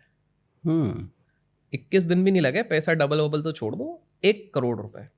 हैरानी की बात यह है कि जो एक ब्रोकिंग हाउस के, एक जाने मानी ब्रोकिंग हाउस है, डिस्काउंट ब्रोकिंग हाउस है, जिसके मालिक ने कहा था कि हमारे इसमें इनने बनाए थे, लेकिन इस व्यक्ति ने, वो बोलते ना आसानी से आई हुई चीज आपके पास टिकती नहीं है, 6 महीने के अंदर पूरा पैसा गवा दिया, अलग से 4 लाख रुपए भी गए। लालच पे कंट्रोल नहीं होता है, लोगों को रोक लेते, वहीं पे बच जाते। आप खुद सोचो, एक सैलरीड वाले बंदे को 10,000 रुपए लगा के अगर 1 करोड़ बन रहे, क्या जरूरत थी भैया, उधर ही निकल जाते, फिक्स डिपॉजिट करते, इंटरेस्ट से कमाते। ऐसा काफी लोग सोचते हैं, लेकिन ग्रीड नहीं रुकती। तो ये तो एक भारत का किस्सा। अब एक बहुत बड़ा इंटरेस्टिंग किस्सा है, आपकी ऑडियंस शायद वाइज होगी जज करने के लिए, क्या ऐसा हो सकता है, नहीं हो सकता है, आपको बड़े इंटरेस्टिंग लगेगी, आपके दर्शकों को लगेगी। 2003 की बात है, एफबीआई रेड मारती है एक के घर पे और हिरासत में लेती है एक व्यक्ति पे। उस व्यक्ति पे एलिगेशन लगाई गई है। क्या एलिगेशन लगाई गई है? कि तुमने करे इनसाइडर ट्रेडिंग। इनसाइडर ट्रेडिंग क्या होती है? कि बेसिकली आपको कंपनीज के कुछ इंटरनल इन्फॉर्मेशन पता रहता है। जैसे कि मान लीजिए आप किसी कंपनी में काम करें, बड़े पोस्ट में है, मैनेजर हैं, आपको कुछ इंटरनल इन्फॉर्मेशन पता हुई है, आप बोलोगे कि यार अभिषेक भाई, मैं अपने अकाउंट में तो ट्रेड नहीं कर सकता हूँ, मैं आपको वो इन्फॉर्मेशन दे रहा हूँ, आप ट्रेड करो, बाद में 50-50 कर लेंगे, जो मुनाफा होगा मेरी वाइफ के अकाउंट में आप डाल देना, अभी वाइफ नहीं है, गर्लफ्रेंड के अकाउंट में डाल देना। तो आपने ये डिसाइड कर लिया, आपने मुझे सेंसिटिव इन्फॉर्मेशन दी। किस तरह की इन्फॉर्मेशन? कंपनी का ये रिजल्ट आएगा, कल कंपनी घाटे में होने वाली है, तो ऑब्वियसली वो प्राइवेट इन्फॉर्मेशन है जो आप पब्लिक में आने से पहले मुझे दे रहे हो, मैं मुनाफा कमाऊंगा, पास करूंगा, तो ये होता है इनसाइडर इन्फॉर्मेशन। तो एफबीआई इंक्लूड नहीं होती है जब तक बहुत बड़ा केस नहीं हो। इस व्यक्ति को हिरासत में लिया कि भैया तुमने इनसाइडर ट्रेडिंग करी है। क्यों एफबीआई को डाउट हुआ? बिकॉज 2 हफ्ते में 2600 करोड़ रुपीस इस व्यक्ति ने कमा लिए थे शेयर बाजार से। 2 वीक्स में 2600 करोड़, और वो भी शुरू किया था केवल 2 लाख रुपए से। तो जाहिर सी बात है कुछ तो डाउट होगा। एफबीआई अपना इन्वेस्टिगेशन कर रही है। इन्वेस्टिगेशन में एक बहुत बड़ी लिस्ट इनके पास निकली है कि इनने कितने ट्रेड्स लिए। इन्होंने उसके बाद बात करी एसईसी, जो वहाँ की रेगुलेटर है, कि भाई हमको सारे लिस्ट दे दीजिए, क्या ट्रेड्स लिए, कैसे क्या लिए। हैरानी की बात है 126 हाई रिस्की ट्रेड लिए गए उस साल, और वो 126 के 26 सही ट्रेड्स, कुछ गलत नहीं, सब के सब सही। अब इंटरोगेशन में बिठाया उस बंदे को। उस बंदे ने जो बात कही उसने सबको हिला के रख दिया। उस बंदे ने कहा मेरे को ये सारी चीज़ें इसलिए नहीं पता कि मैंने इनसाइडर ट्रेडिंग करी है। इनसाइडर ट्रेडिंग करी तो 126 कंपनीज के बारे में थोड़ी पता रहता मेरे को, जो मैं इतना धनाधन कर रहा हूँ। इतना भी बड़ा इंसान तो हूँ नहीं मैं। तो एफबीआई बोले हाँ ये बात भी सही है, तो तुमको कैसे पता? उस बंदे ने बोला वो मेरे को इसलिए पता है क्योंकि मैं 200 साल बाद से आया हूँ, मैं एक टाइम ट्रैवलर हूँ। अब ये लोग तो हिल गए, ये क्या चीज़ है भाई, टाइम ट्रैवलर बोल रहा है 200 साल बाद। बोले मुझे ऑलरेडी मैंने एनालाइज करके रखा है किस दिन क्या होने वाला है। वो डंके की चोट पे बोलता है कि मुझ पे भरोसा करो, मैं तुमको उस समय पे बोलता है मैं तुमको ओसामा बिन लादेन के ठिकाने के बारे में भी बता दूंगा, क्योंकि उस समय पे आपको याद होगा पूरे हाथ पैर धो के पीछे पड़े ढूंढने में। उसने ये भी कहा कि आज से ठीक 17 साल बाद एक बहुत बड़ी बीमारी आएगी, उसका भी सोल्यूशन हमने 200 साल बाद निकाल लिया, वो भी मैं दे दूंगा। किस चीज़ की बात कर रहा था आप गेस कर सकते हैं? 17 साल बाद 2003 के बाद क्या आया था, लोग कमेंट में गेस कर लेंगे। तो ये हैरान, ऑब्वियसली जब आप एक लीगल एंगल से देखते ये सब बकवास चीजें लग रही थी, तो स्वाभाविक सी बात है जो लोग इंटरोगेट कर रहे थे तो बोले थे कि यार ये तो फालतू चीज है। तो अब इंटरोगेशन चल रहा है, माहौल को थोड़ा डिस्क्रीट रखा गया, बिकॉज यूएस हो या कोई भी गवर्नमेंट हो ना, कभी भी इस तरह की सेंसिटिव इंफॉर्मेशन जो सबको हिला सकते हैं वो कभी बाहर नहीं लाना चाहती है। जैसे एरिया 51 जो है हकीकत में जहाँ पर एलियंस को रखा जाता है, माना जाता है कि यूएस गवर्नमेंट की एक सैंक्शन है, वहाँ पर पैसा जाता है, लोग साथ में मिलकर ऐसी ऐसी टेक्नोलॉजी बना चुके हैं जिसके बारे में हमको भी नहीं पता। वो इसलिए नहीं क्योंकि उनको पता है पब्लिक में जाएगा बौखाल मचेगा, फालतू में सारी अर्थव्यवस्था हिलेगी। तो ये लोग चाहते हैं अपने अपने अंदर ही पावर रखे, ये रखे। तो ये लोगों ने सोचा कि मन में थोड़ा ग्रीड आ गया कि भाई इससे कुछ दूसरी चीज़ें अगर पता की जाए। जितने में ये सोच रहे थे, इंटरोगेशन चल रहा है, 10-15 दिन हुए होंगे, एक और व्यक्ति आता है, वो इसकी बेल करवाता है। बेल हो नहीं रही थी, $1 मिलियन देके इसकी बेल करवाता है। $1 मिलियन, क्योंकि हाई प्रोफाइल है, कहीं ना कहीं प्रॉपर डॉक्यूमेंट के साथ आए, लीगल उसके साथ आए। तो उस समय पे इन लोगों ने बोला ठीक है जाने देते, लेकिन जब भी बुलाएंगे तुमको आना पड़ेगा, जैसे बोलते हैं ना थाने, जब भी बुलाएंगे आना पड़ेगा। अब उसके बाद ये जब निकल गए तो इन्होंने सोचा कि यार ये जो व्यक्ति आया था, इसने अपना आई कार्ड सब दिखाया। तो यूएस में क्या सबका एक, आप समझिए, डायरेक्टरी रहती है, हर बंदे के बारे में उधर के रेसिडेंट के इन्फॉर्मेशन रहता है। जैसे उधर के जो अथॉरिटी उनको एक्सेस करने की, अच्छा हमारे यूएस का कौन निवासी है उसके बारे में सारी डिटेल है। जो बंदा बेल निकालने आया था उसका डिटेल अब प्रॉपर सर्च करने लग गए, कोई अस्तित्व नहीं है। जिस बंदे को हिरासत में लिया था उसका भी कोई अस्तित्व नहीं। उस टाइम पर उन्होंने डिले कर दिया था चेकिंग करना, और उसके बाद क्या अस्तित्व नहीं है। अब ये लोग हिल गए कि भैया ये क्या सीन हो गया। वो बंदा पैसा बनाया और माना जाता है कि उसके बाद वापस उसने टाइम ट्रैवल करके 200 साल आगे चले गए। अब आप में से कुछ लोग बोलोगे, स्वाभाविक सी बात है, कमेंट्स में आएगा अरे तो फर्जी कहानी है, ये कहानी है। तो इसमें क्या हो गया, इसमें एक न्यूज़पेपर अचानक से, अब इसके बाद क्योंकि ये ना पब्लिक में फैलने लग गई थोड़ी बात, अंदर कोई कर्मचारी होगा उसने अपने घर पे बताया होगा, उसके घर पे किसी बच्चे ने किसी अपने दोस्त को बताया, इस तरह फैलने लग गए। तो आके बोला गया कि ये जो कहानी है एक न्यूज़पेपर में निकली थी, उस न्यूज़पेपर की कोई क्रेडिबिलिटी नहीं है। न्यूज़पेपर वालों ने खुद ने बोल दिया कि हमने तो फन के लिए लिखा हुआ था। लेकिन हैरानी की बात है उस समय पे याहू बहुत ज़्यादा चलता था और याहू में भी ये खबर आई थी और काफ़ी ज़्यादा फेमस न्यूज़पेपर्स में इसके बारे में लिखा गया था, जो रातों रात हटा दिए गए। तो ये एक बड़ा इंटरेस्टिंग था। और बाय द वे, बिकॉज मैंने इस चीज़ की बात करी, आज हमने एक फैमिली, एक डायनेस्टी के बारे में बहुत ज़्यादा बात करी है आज के एपिसोड में, उसकी भी एक इंटरेस्टिंग एक कहानी में जस्ट इस चीज़ को एंड करते हुए बताता हूँ, क्योंकि अखबारों की बात करी गई। हम जब पावर की बात करते हैं, हमारे देश में इतने पावरफुल लोग हैं कि आधे घंटे में चीज़ें गायब हो जाती है। किस प्रकार से, लोग गेस करेंगे मैं किसकी बात करूँ, बहुत कम लोगों को पता होगा। जो प्रॉपर अपडेटेड होगा उसी को पता होगा। मैं देखता हूँ, आप भी सर हिला के बता दीजिएगा आपको पता था कि नहीं पता था। मैं देखता हूँ क्योंकि कुछ लोगों को तो ये चीज़ पता है। तो हमने आज जिस डायनेस्टी की बात करी उसमें बड़े भाई का एक बेटा है, ठीक है, नाम लोग गेस कर लें। उसने अपनी गाड़ी से किसी को उड़ा दिया, उस व्यक्ति की डेथ हो गई। अचानक से एक न्यूज़पेपर ने इस चीज़ को कैच कर लिया। मीडिया को तो अटेंशन चाहिए, और इतना बड़ा व्यक्ति का अगर कुछ मिल गया तो क्या, मतलब क्या से क्या हो सकता है। उस व्यक्ति ने कुछ छापना शुरू किया। उसी दिन आधे घंटे के अंदर सामने वाला, ऐसा माना जाता है कुछ 4 से 5 करोड़ उस जर्नलिस्ट को दिया गया कि चुप रहो, ये कहीं नहीं जाएगा। उसी दिन ये डिसाइड किया गया कि हम हमारे देश की कुछ सबसे बड़ी बिजनेस चैनल्स वाली कंपनी में बड़ा स्टेक भी उठा लेंगे, और उसी दिन उन लोगों ने डिसाइड किया कि कोई भी इस चीज को नहीं छापेगा, और अचानक से वो चीज गायब की गई। और इसी का इनडायरेक्ट रेफरेंस, ताकि आप लोगों के देखते हैं ऑडियंस गेस कर सकती है कि नहीं, सनी देओल की एक मूवी आई थी घायल रिटर्न्स, उसमें पावर दिखाया गया था, डर डर के बिना नाम लिए उसमें जो बिजनेसमैन दिखाया गया था वो इन्हीं को पोर्ट्रे कर रहा था, कि उसमें भी आप देखोगे तो उनके बेटे ने कुछ किया था, उसको छुपाने की कोशिश करी थी। तो ये था, तो इतने पावरफुल है हमारे दुनिया में लोग, होपफुली हमें ना उठा दें। तो गाइज उठाने से पहले लाइक कर देना। अब पॉडकास्ट के एंड में राकेश झुनझुनवाला जी, मतलब काफ़ी सारे लोगों के आइडियल हैं, उनके बारे में भी काफ़ी सारे लोग गलत भी बोलते हैं कि वो इनसाइडर ट्रेडिंग करते थे, ये करते थे, वो करते थे। अलग अलग व्यू पॉइंट हैं सबके, कुछ उनका कोई अतरंगी किस्सा आपके पास हो? 2 किस्से बताता हूँ। अगेन, ना अखबारों में मिलेगा ना गूगल। अच्छा, कुछ लोग सोच रहे होंगे फिर कहीं नहीं मिल रहा तो आपको कहाँ से पता है? सिंपल सी बात है, डायरेक्ट कनेक्शन। नहीं, इतना भी कनेक्शन नहीं है। कुछ लोग हैं जो इर्द गिर्द रहते हैं, पढ़ते वढ़ते तो अपन रहते हैं, साथ में कुछ लोग हैं जो उस समय में थे, उस समय पे उस जगह पे थे, और ये चीज इजीली एक्सेसिबल होती नहीं है। इसी चक्कर में हम दुश्मन बहुत बना लेते हैं कि भैया ये पब्लिकली ये चीज बोल रही है, लेकिन जो समझदार है वो समझते हैं, वो इस चीज को करते हैं। तो 2 किस्से बताता हूँ। पहली, लोगों को लगता है कि आरजे केवल और केवल एक इन्वेस्टर थे। तो एक किस्सा ऐसा हुआ था कि मार्केट आवर्स ख़त्म हो गया है, बढ़िया अपना घूम फिर रहे हैं। उसके बाद वो एक जगह पर घूमने फिरने निकल गए, मुंबई छोड़ के एक दूसरी सिटी में निकल गए। तो वहाँ पर वो अपने दोस्तों के साथ बैठे हुए हैं, बेसिकली पुणे साइड पे आ गए थे, क्योंकि पुणे में क्या है कि वहाँ पर एक कॉलेज है जो उनके एक घनिष्ठ मित्र ने बनाया, तो वहाँ पर वो सेशन लेने के लिए कभी कभी जाते हैं। तो वहाँ पर वो है, वहाँ पे कुछ उनके क्लोज इन्वेस्टर्स उनको देख रहे हैं कि यार आज तो मार्केट बंद है, ये बंदा अभी भी बड़ा टेंस्ड बात करने पे लगा है। जैसे कि वो होता है ना, जब पैसा बड़ा कहीं पे लगा रहता है तो आप बिल्कुल टेंस्ड रहते हो, स्ट्रेस्ड रहते हो। तो भैया ये क्या सीन है? तब पता लगा कि आरजे ने पैसा लगाया था, राकेश जी ने पैसा लगाया था हॉर्स बेटिंग पे। वो इतने ज़्यादा बड़े स्पेक्यूलेटर थे कि मार्केट हुआ तो मार्केट में स्पेकुलेशन, मार्केट के बाद हॉर्स बेटिंग का स्पेकुलेशन, इनफैक्ट क्रिप्टो में भी उनका स्टेक सही समय पे था। तो ये बाहर बहुत कम लोगों को पता है, बट ये उनकी मैं बोलूँगा तारीफ करने वाली चीज़ है कि भाई एक बंदा कितने डायरेक्शन में सोच के और कितना ज़्यादा पैशनेट स्पेक्यूलेटर है कि वो हर एसेट क्लास में जाता है। एक बार इनका एक सीन बताता हूँ, अब आई डोंट नो वैसे बोलना चाहिए कि नहीं बोलना चाहिए, बट चलिए बताते हैं। तो एक बार ये ना राकेश जी का उन्होंने खुद ने कन्फेस किया हुआ कि उनकी एक बहुत आदत थी, वो कंपल्सिव वो थे, ठीक है। तो वो कहीं ना कहीं इस चीज़ में काफ़ी इंडल्ज करते थे, और उन्होंने बहुत बार अपने रिपोर्ट्स में भी कहा है कि मेरी जीवन में एक सबसे बड़ी गलती थी कि मैंने अपने हेल्थ को ध्यान नहीं दिया। हेल्थ को ध्यान देना चाहिए, तभी कहते हैं हेल्थ इज़ वेल्थ, ये वाली बात कही थी।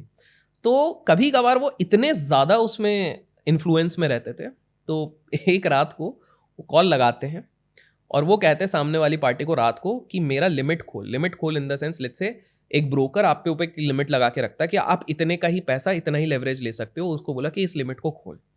अब वो ब्रोकर अड़ गया, क्योंकि वो ब्रोकर का बंदा था, रिलेशनशिप मैनेजर के पास इतना पावर नहीं है, क्योंकि ये सीधे बोल रहे 200 करोड़ आज के लिए खोल दे, एक ही दिन के लिए, एक रात के लिए। उनको एक कमोडिटी में सौदा लेना था, वो कमोडिटी में भी लेते हैं। तो ब्रोकर बड़ा परेशान, बोले ऐसे कैसे खोल देंगे यार, ये तो बड़ा गड़बड़ हो जाएगा, ये वाली सारी चीज़ें ये वह करके, क्योंकि रिस्क रहता है ना। क्योंकि अगर मान लो 200 करोड़ उल्टे से चले गए तो एक रूल रहता है बाय द वे, बड़े लोग अगर बड़ा नुकसान करेंगे तो पहला ऑब्लिगेशन ब्रोकर के ऊपर होता है। एक्सचेंज ये नहीं बोलती कि इस क्लाइंट से पैसे निकालो, तुम निकालो, तुमने खोल के दिया था ना। तो इसी चक्कर में ये लोग डर डर के अपना लिमिट खोलते हैं, मानने को तैयार नहीं।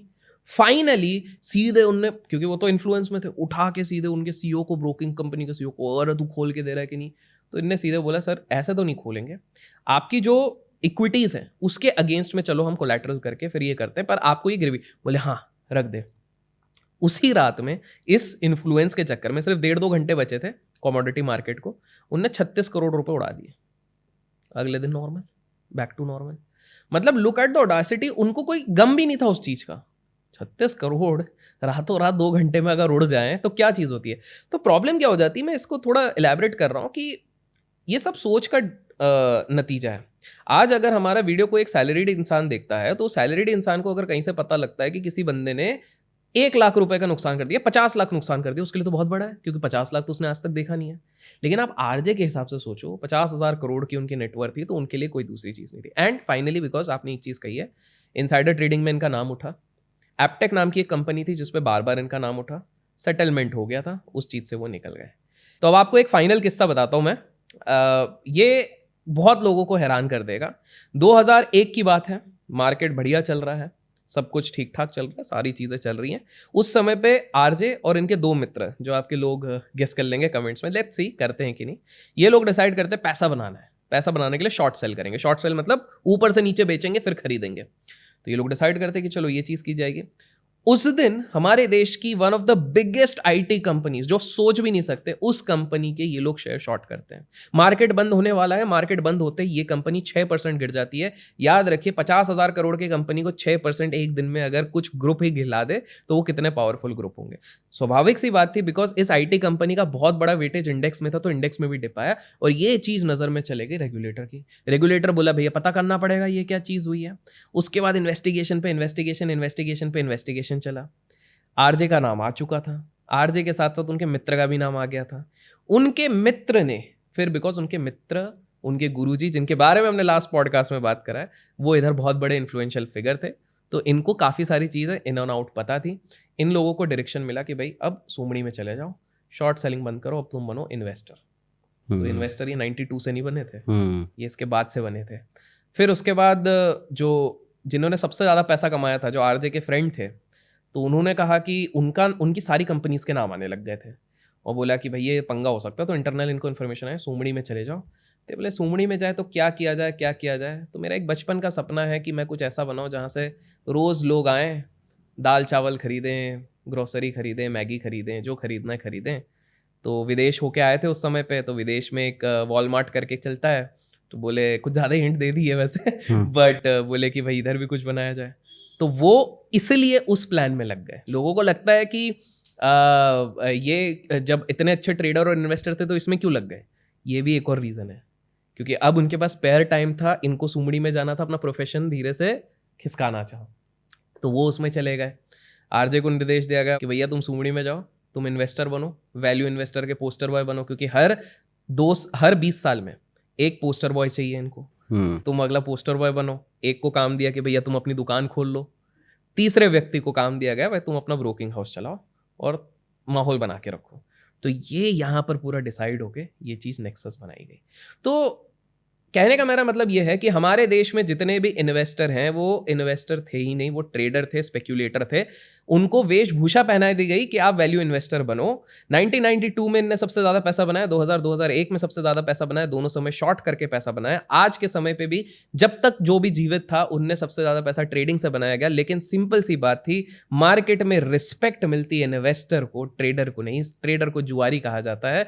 तो अगर तुमको पोस्टर बॉय बनना है तो सबको दिखाओ कि हम इन्वेस्टर है, इसलिए उन्होंने अपने आप को इन्वेस्टर देखा। अदरवाइज ऐसे कैसे हो सकता है। 3 व्याख्या देता हूं, लोग गेस करेंगे कि एक टेलीकॉम कंपनी जिसके हवाले निकली है, अचानक से एक बड़ा इन्वेस्टर कहता है कि मैं यहां पे स्टेक लेने वाला हूं, 3 रुपए का शेयर अचानक से कुछ ही महीनों में 12 रुपए का हो जाता है। उसके बाद पता ही नहीं चलता, वो कभी वो शेयर हिलता ही नहीं है। क्यों ऐसा होता है कि एक हमारे देश की बहुत बड़ी मीडिया कंपनी जिसके हवाले निकलने वाली रहती है, अचानक से एक इंटरनेशनल मीडिया कंपनी के साथ, जो स्पाइडरमैन जैसी मूवीज भी शायद निकालती है, उनके साथ डीलिंग होने वाली रहती है। लेकिन ठीक एक दिन पहले एक इन्वेस्टर को पता लगता है, वो अचानक से स्टेक उठाता है, अगले दिन ये 20% ऊपर जाती है, ये पैसा निकाल के निकल जाते हैं। क्यों ऐसा होता है कि हमारे देश में जब कोरोना क्राइसिस होता है, अचानक से सारी गेमिंग कंपनीज गिरने लग जाती हैं, लेकिन कुछ बड़े इन्वेस्टर्स को इसका बारे में पहले से पता रहता है, वो वहां से उठाते हैं। Ease of access of information and they are traders first and then investors. काफ़ी अच्छे नोट के साथ हमने ये पॉडकास्ट को एंड किया। Thank you so much Abhishek ji, एक और धमाकेदार पॉडकास्ट करने के लिए। अब इस वीडियो का हम टारगेट रखेंगे, आप बताइए कितना रखते हैं? 15,000 करते, लालच नहीं करते। 15,000 लाइक करेंगे तो हम अपने अभिषेक जी के साथ तीसरा पॉडकास्ट करेंगे। तो एक हिस्ट्री वाला पॉडकास्ट है, एक ये मिस्ट्री वाला, और तीसरा भी एक मिस्ट्री ही है। वो क्या होने वाला है? बड़ा कुछ है, कुछ बढ़िया, कुछ अच्छे किस्से शेयर मार्केट और फाइनेंस की दुनिया से। Thank you so much Abhishek ji यहाँ आने के लिए। राधे राधे। राधे।